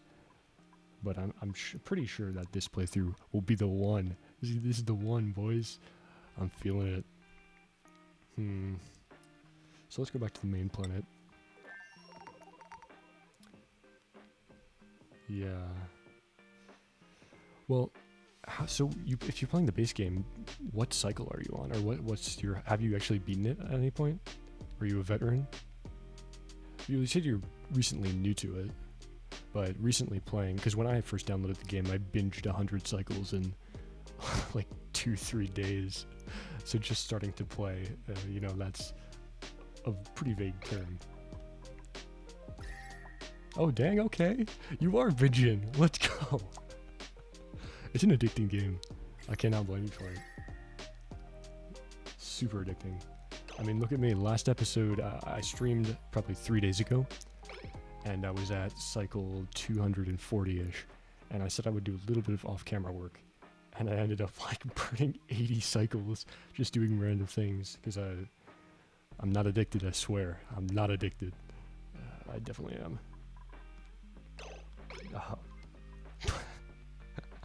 Yeah, it's really addicting. I gotta play less of this, man. This has been consuming my life ever since I started playing the DLC. A lot of it is, though, that I'm trying to use as few tutorials as possible, so I'm trying to come up with a lot of these mechanisms by myself. So it takes a lot of thinking. But, yeah, this is my latest venture, creating this puff farm, which is finally starting to pick up. Oh, look, he just hatched. Hey, welcome to the family.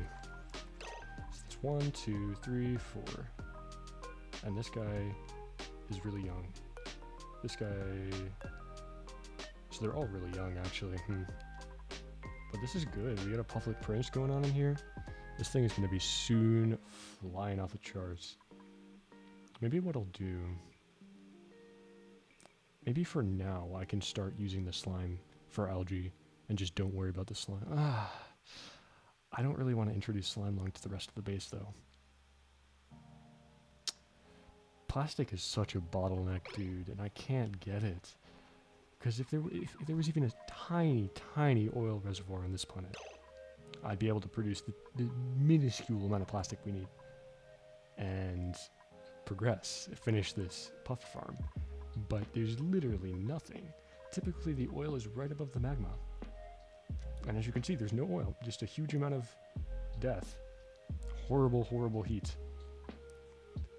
Literal 1600 degrees Celsius. That is disturbingly hot. But usually there would be oil over there, which is kind of what I was planning around. That's the reason I didn't go to Oozoni earlier on, because I thought I would run into oil down there, but apparently not. Not ideal. Can they not reach this? No, they can. Okay, but I can't reach this over here, so we gotta create some ladders going up here. I think if I do this, they should be able to reach it. I'm gonna interspace them one by one so it's easier to deconstruct later. Go like this. Nice. This should make them be able to reach this tile as well. So we gotta think about getting some power running to these things as well, right? So how am I gonna do that? Our power situation is pretty bad right now, unfortunately. But I think if I hook this up to, it looks like the middle generator is the least strained, so maybe if I hook this up to the middle generator, we should be okay. So I can start creating a wire going from that. This is gonna be a long wire. All the way out here. Oh my god, this wire thing is so annoying. All the way over here into this sieve. And all the way from this sieve to this. Whoa, that takes 1200 watts? Ooh, that's a lot. Okay, so that means we're gonna have to use conductive wire then. Oh, that's actually really bad. Okay, well we have plenty of refined metal because I accidentally left my metal refinery on for ages. Okay. So we're forced to use conductive wire. So set this up then. I should be, what is this, copper? I should probably be making this out of copper because we have an extra amount of that. I hope we have enough. I'm gonna wire this up there. And I think this is graded with up to, what is conductive wire graded with in terms of power conductance? I have some lying around so I can just check it. 2k watts. Nice. So that is enough to power this. Let's do a quick count. Wait, I saw slime lung. Hold on. Did I get baited? No, there is a tiny bit of slime lung up here. Oh, it's dying off 100% per cycle. We're chilling, we're fine. 100% per cycle, that's a lot. So let's see. This is 1200. I gotta open the power grid. 1200, 2.4, 1.2. So this is 360 plus 1200 is 1560 watts maximum load.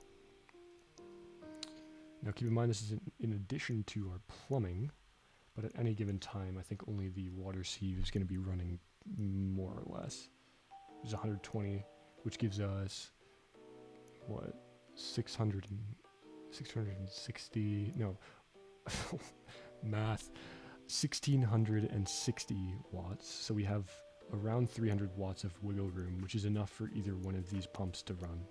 This one never runs, so in theory, this is fine. It just means that these also never run. It just means that we're going to be really straining this coal generator, and we don't have that much coal, so we can't run this thing too often, but we just need to get some steel out of it. Not a crazy amount. Just need to get some. And mostly I'm just experimenting to see how this thing works, because this is 100% new grounds. So let me look around. So we have some crude oil. I kind of lied when I said we didn't. We have some. But if you take a look, wait, what is this? I'm getting distracted. Let me look at the oil first. Oil. Crude oil. Yeah, we only have 13 kilograms. So I don't think that's nearly enough to create any sort of plastic. You probably need a lot more than that. I mean, at best, this creates 13 kilograms of plastic. And it likely won't create that much. I think we need 50 kilograms for the thing we're trying to create, the germ sensor.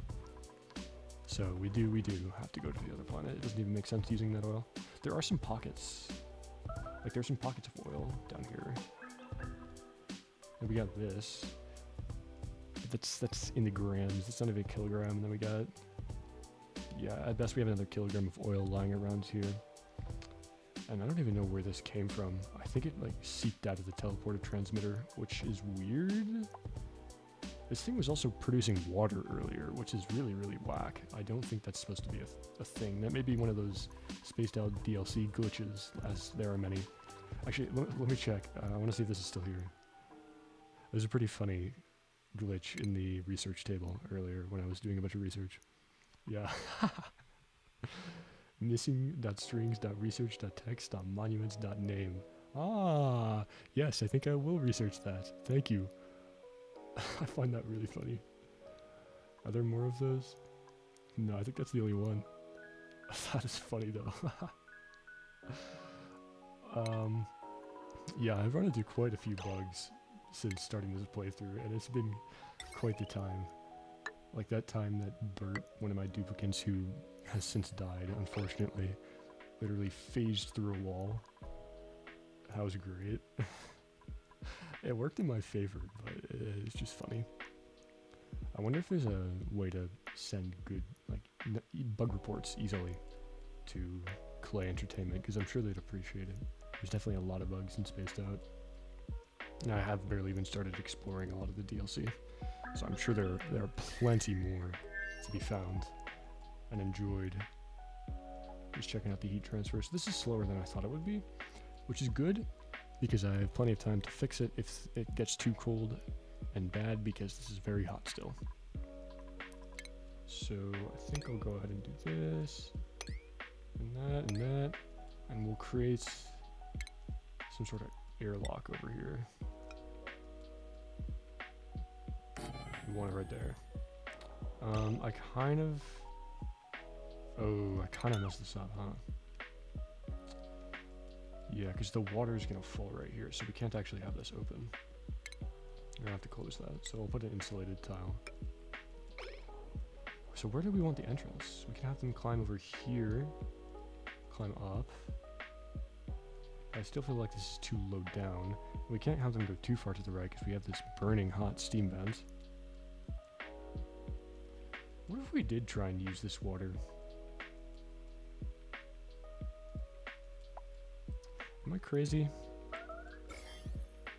It's not germy. What if we did?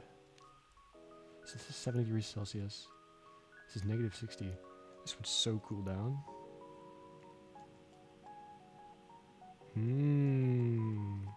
Okay.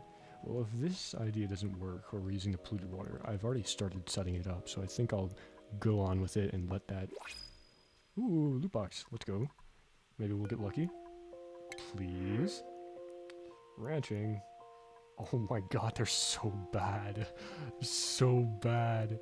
Nails plus 8 husbandry. We already have a ranching boy, so we're chilling on that front. Grubfruit preserve. I'll probably take the water. I'm not into the +1+1+1 kind of lifestyle. That's just not good. That's really not what I'm looking for. So we'll take the water. We have plenty of water, but the more the merrier. So yeah, maybe we do that. If I use gold amalgam, what is gold amalgam graded with? I believe I have some oxygen pumps made of gold amalgam already, right? Let's see. Properties. No, this is iron ore. Well, what is this graded with? Iron ore can survive up to 34 points. No, that's the temperature it is currently. Status. Overheat temperature, 75 degrees Celsius. So even iron ore might be able to survive. I know that was a gas pump and we would be using a liquid pump, but it's the same material, so it's graded for the same heat differential. So if we use iron in this pocket right here, it seems like it wouldn't get crazy overheated, and gold amalgam is even higher heat tolerance than iron, so that seems like the perfect solution. Do we have any gold amalgam pumps anywhere? If we have any gold amalgam, that would be really nice to see. Liquid pump. Copper, that is not gold amalgam. Maybe this one will be made out of gold? Yeah, this one's gold. Okay, what is your overheat temperature? 125, so that is plenty. That is plenty. So if we set up... Okay, this has got me thinking. I think this might be good. If we were to set up a liquid pump down in this corner right here, made of gold amalgam, and we send gold copper wires up there too, since those are equally heat tolerant. And we could pump this up here into a basin, have it cool down or turn it to ice. We'll have a miner up here to break it if it turns into ice. And then maybe even just literally have a door here that we can open and close manually using an automation grid and a sensor, like one of these switches down here. So we got these switches that can toggle things based on user input, which is amazing. I love those. That opens the door, that lets the really, really cold slash not hot water fall down into a basin right here. We have this pump into this. I'm liking that. And then the water that this pumps out will be heated up, but it's going to be really cold when it's pumped in, so it will probably be only around 30 degrees Celsius. And we can pump that into a liquid tank here. Question mark? Maybe. It seems like it could work. I still will have them construct this as a failsafe, because we want to get this metal refining going quickly, and if that doesn't work, that's an issue. But that seems like it's pretty good, and that's a way that we can finally start using this steam vent that has just been sitting there for ages. Yeah, because steam vents... Oh, is this overpressurized? Yeah, it looks like it's overpressurized. I don't think this cares about overpressure, actually. It's just going dormant. Never mind. So yeah, the two things that we can do with steam vents are either use it for energy using steam engines, which we don't have access to yet, or use it for water, which usually would require a steam engine, because that's the thing you use to cool it down. But if we pump it into an already really cooled environment, then hey, we're just using more natural resources, which I'm okay with. I've been the scourge of this land since Cycle 0, tearing out all the coal, all the natural resources, and now we're trying to find oil.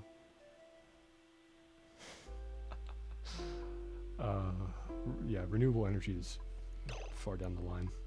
I know some people would already be at renewable energy by now, but again, I'm just learning the game, so cut me some slack, please. I'm so bad. Okay, so what if this can't they reach? Unreachable build. Why is that unreachable? No, it is reachable. Ah, was it because this wasn't powered? Yeah, I think that's the case. Real puffs. Let's see how many hatches we have. Check up on these guys every once in a while, of course. 1, 2, 3. How are we looking on fertility? 80%. Nice. That is really good. What about you? You're hiding. Stop hiding. And you are... Wait, I missed him. No, that's the same guy. Stop. Stop running around. Oh my. 27. Okay. We get an 80% and a 27%, so next cycle we will have another hatch. Nice. And I think we can fit 8 in here. So we're almost halfway there. We're getting coal somehow. Seriously, what is the stone hatch egg? What does this guy do? Do we have a database entry in him? How do I even check that? Browse entries in the database. Stone hatch. Ooh. So he eats basically the same things plus metal and extrudes coal. Okay, so it's literally just a hatch, a fancy hatch. Unless you want to be feeding it metal? Why would you want to feed it metal? I suppose maybe metal is renewable, so this is a way of propagating the strategy into future... Wait, what is this? Oh, this one's pretty cool. So this just straight up refines the metal for you? Not bad. Actually not bad. I saw this and I thought it was plastic. Wait a second. Wait.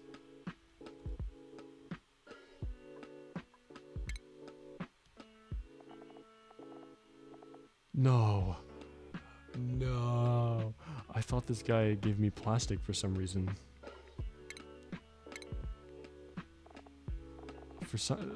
Oh, that's such a letdown. Doesn't this guy look like he would give you plastic? I swear, dude. Okay, let's take a look at critters real quickly. Whoa, that's a lot of stuff I've never seen before. Betas. Okay, that's uranium. We don't care about that. Divergence. Sulfur into mud. Sulfur into sucrose. Not too... Don't really need that right now. We already looked at Drecos. Don't need that. Let's wait for renewable phosphorite though, which is good. We're already using morbs. What are these guys? Natural gas. Ooh, that's cool. Pips, I know about them. They create dirt. So I don't think there's anything that gives you plastic. I was really hoping there'd be something to give me plastic. But that's kind of cool that we got a stone hatch. Pretty sure that's rare. What are these? Sage hatchling. Diet, eats all of the same things. So all the hatches basically give you coal without fail. Somewhat disappointing. I guess, you know, plastic can't be too easy to get, but they could throw me a bone. Maybe we should start a Dreckle farm, because I did start all this critter ranching stuff, so we might as well expand. We got morbs, we got puffs, we got hatches, so why not Dreckles? Maybe that is something to think about. I wish I could get my hands on some pips, because that's free dirt. And then we can start producing mealwood again for horrible food. Yeah. It's very efficient, at least.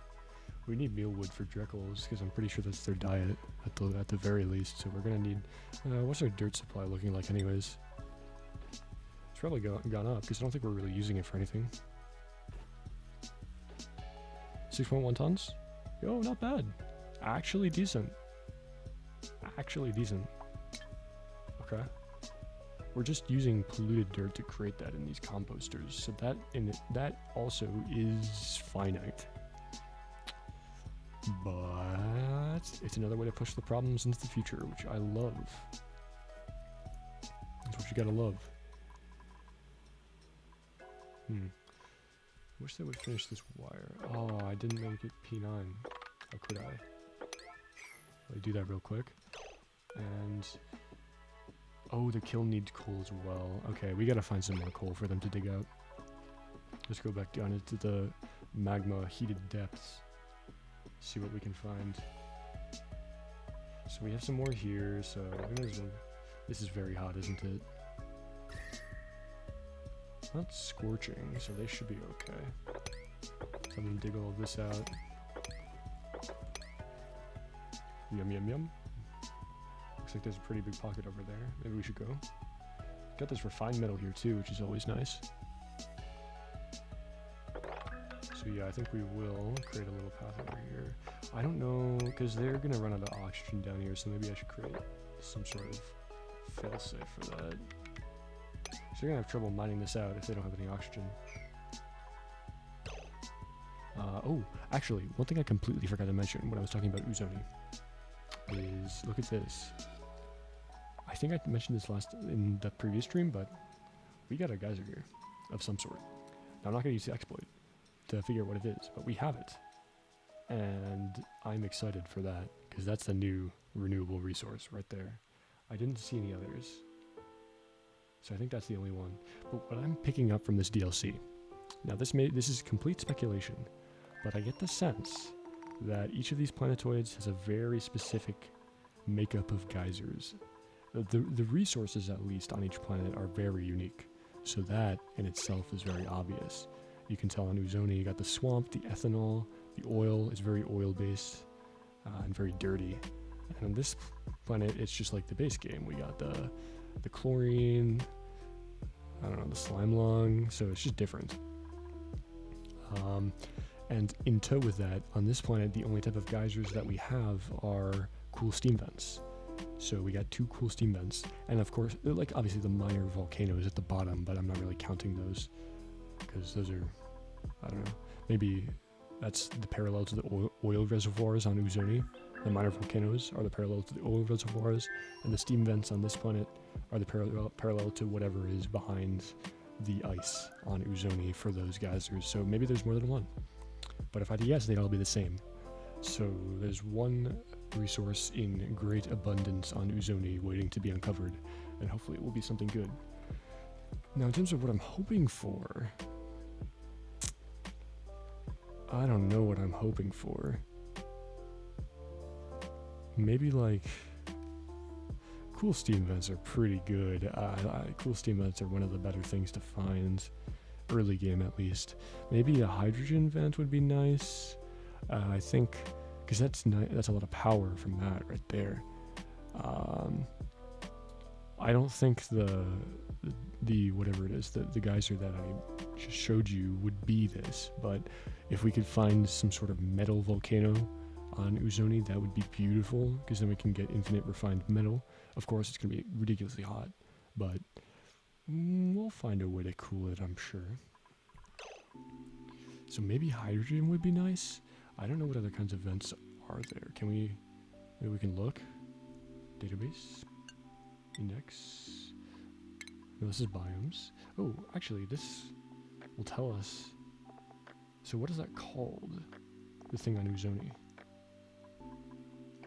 Never found a niobium biome. Yeah, it is literally swampy, so I was right. Okay. Oh, I haven't found some of these yet. Oh, that's a rust biome, the one with all the ethanol. Interesting. And those are ocean biomes, not salt biomes. How foolish of me. So what about geysers? Is there a section on geysers? Yes, there is. Yeah, see all these different volcanoes with different metals. Carbon dioxide geyser. I wonder what we could use that for. That might be nice. Carbon dioxide vent. I don't know what the difference between these would be. Chlorine gas vents. I don't think that would be too useful. Cool salt slush. Nah. Cool slush could be really good, actually. Oh. Ooh. Because that's coolant. And I could see it being that because it's in the icy territory. Hot polluted. Probably not that. Definitely not this. I think this one is the one that exudes slime lung. Hydrogen vent is kind of what I'm hoping for. Natural gas would be really, really nice. That's free power. Straight up steam vent. We don't need that. Water geyser. Well, that's kind of boring, but it could be nice. I'm assuming this is very hot. Yeah, the best one, from what I recall, is the cool slush geyser, because that gives you cold water that you can straight up use. And is this new? Liquid sulfur? This might be new. I think that is new. Why do we have stress? It's always auto, man. I swear, this guy. Actual crybaby. It's not like you're just stuck on an asteroid with barely anything to eat and hardly any oxygen. Get over it. Okay, 0.7 seconds. Okay, I know I said I was going to stop after the last dupe, but I got kind of cut off in things. So this will be the last.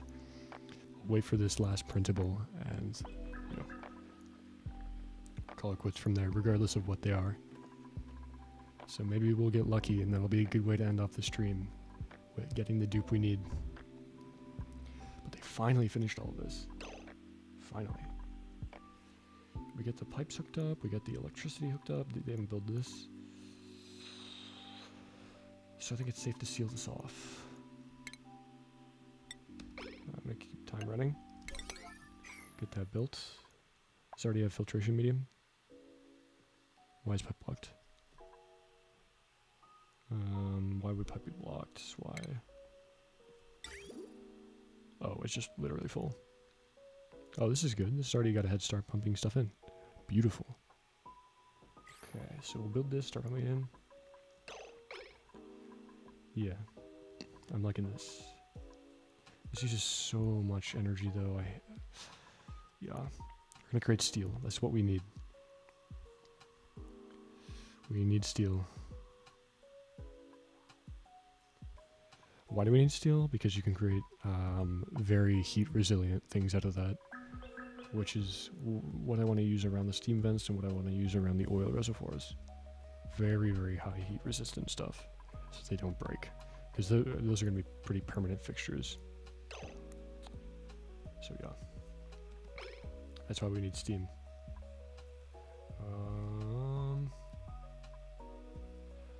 Getting a bit of lag.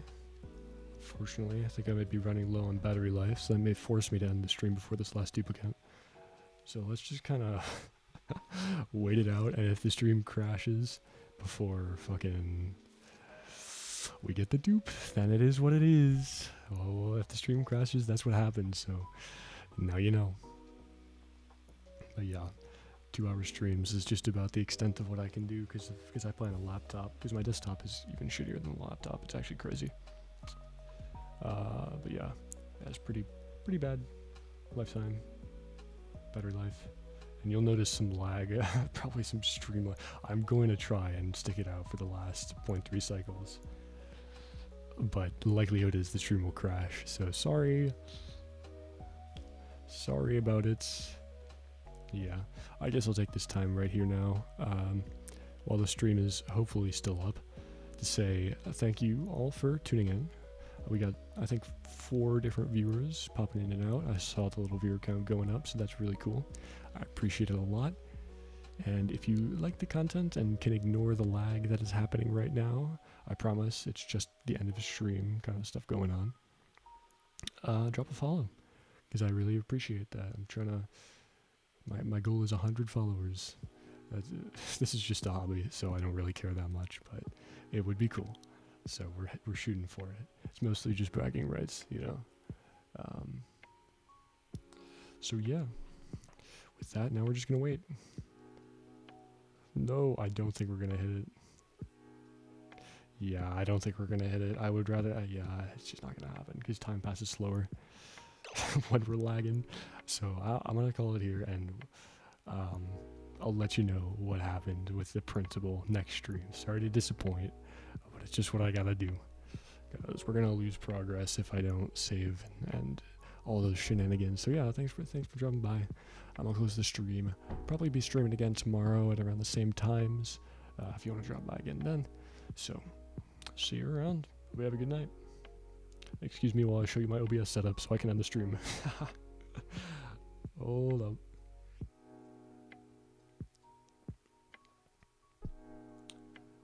Hello.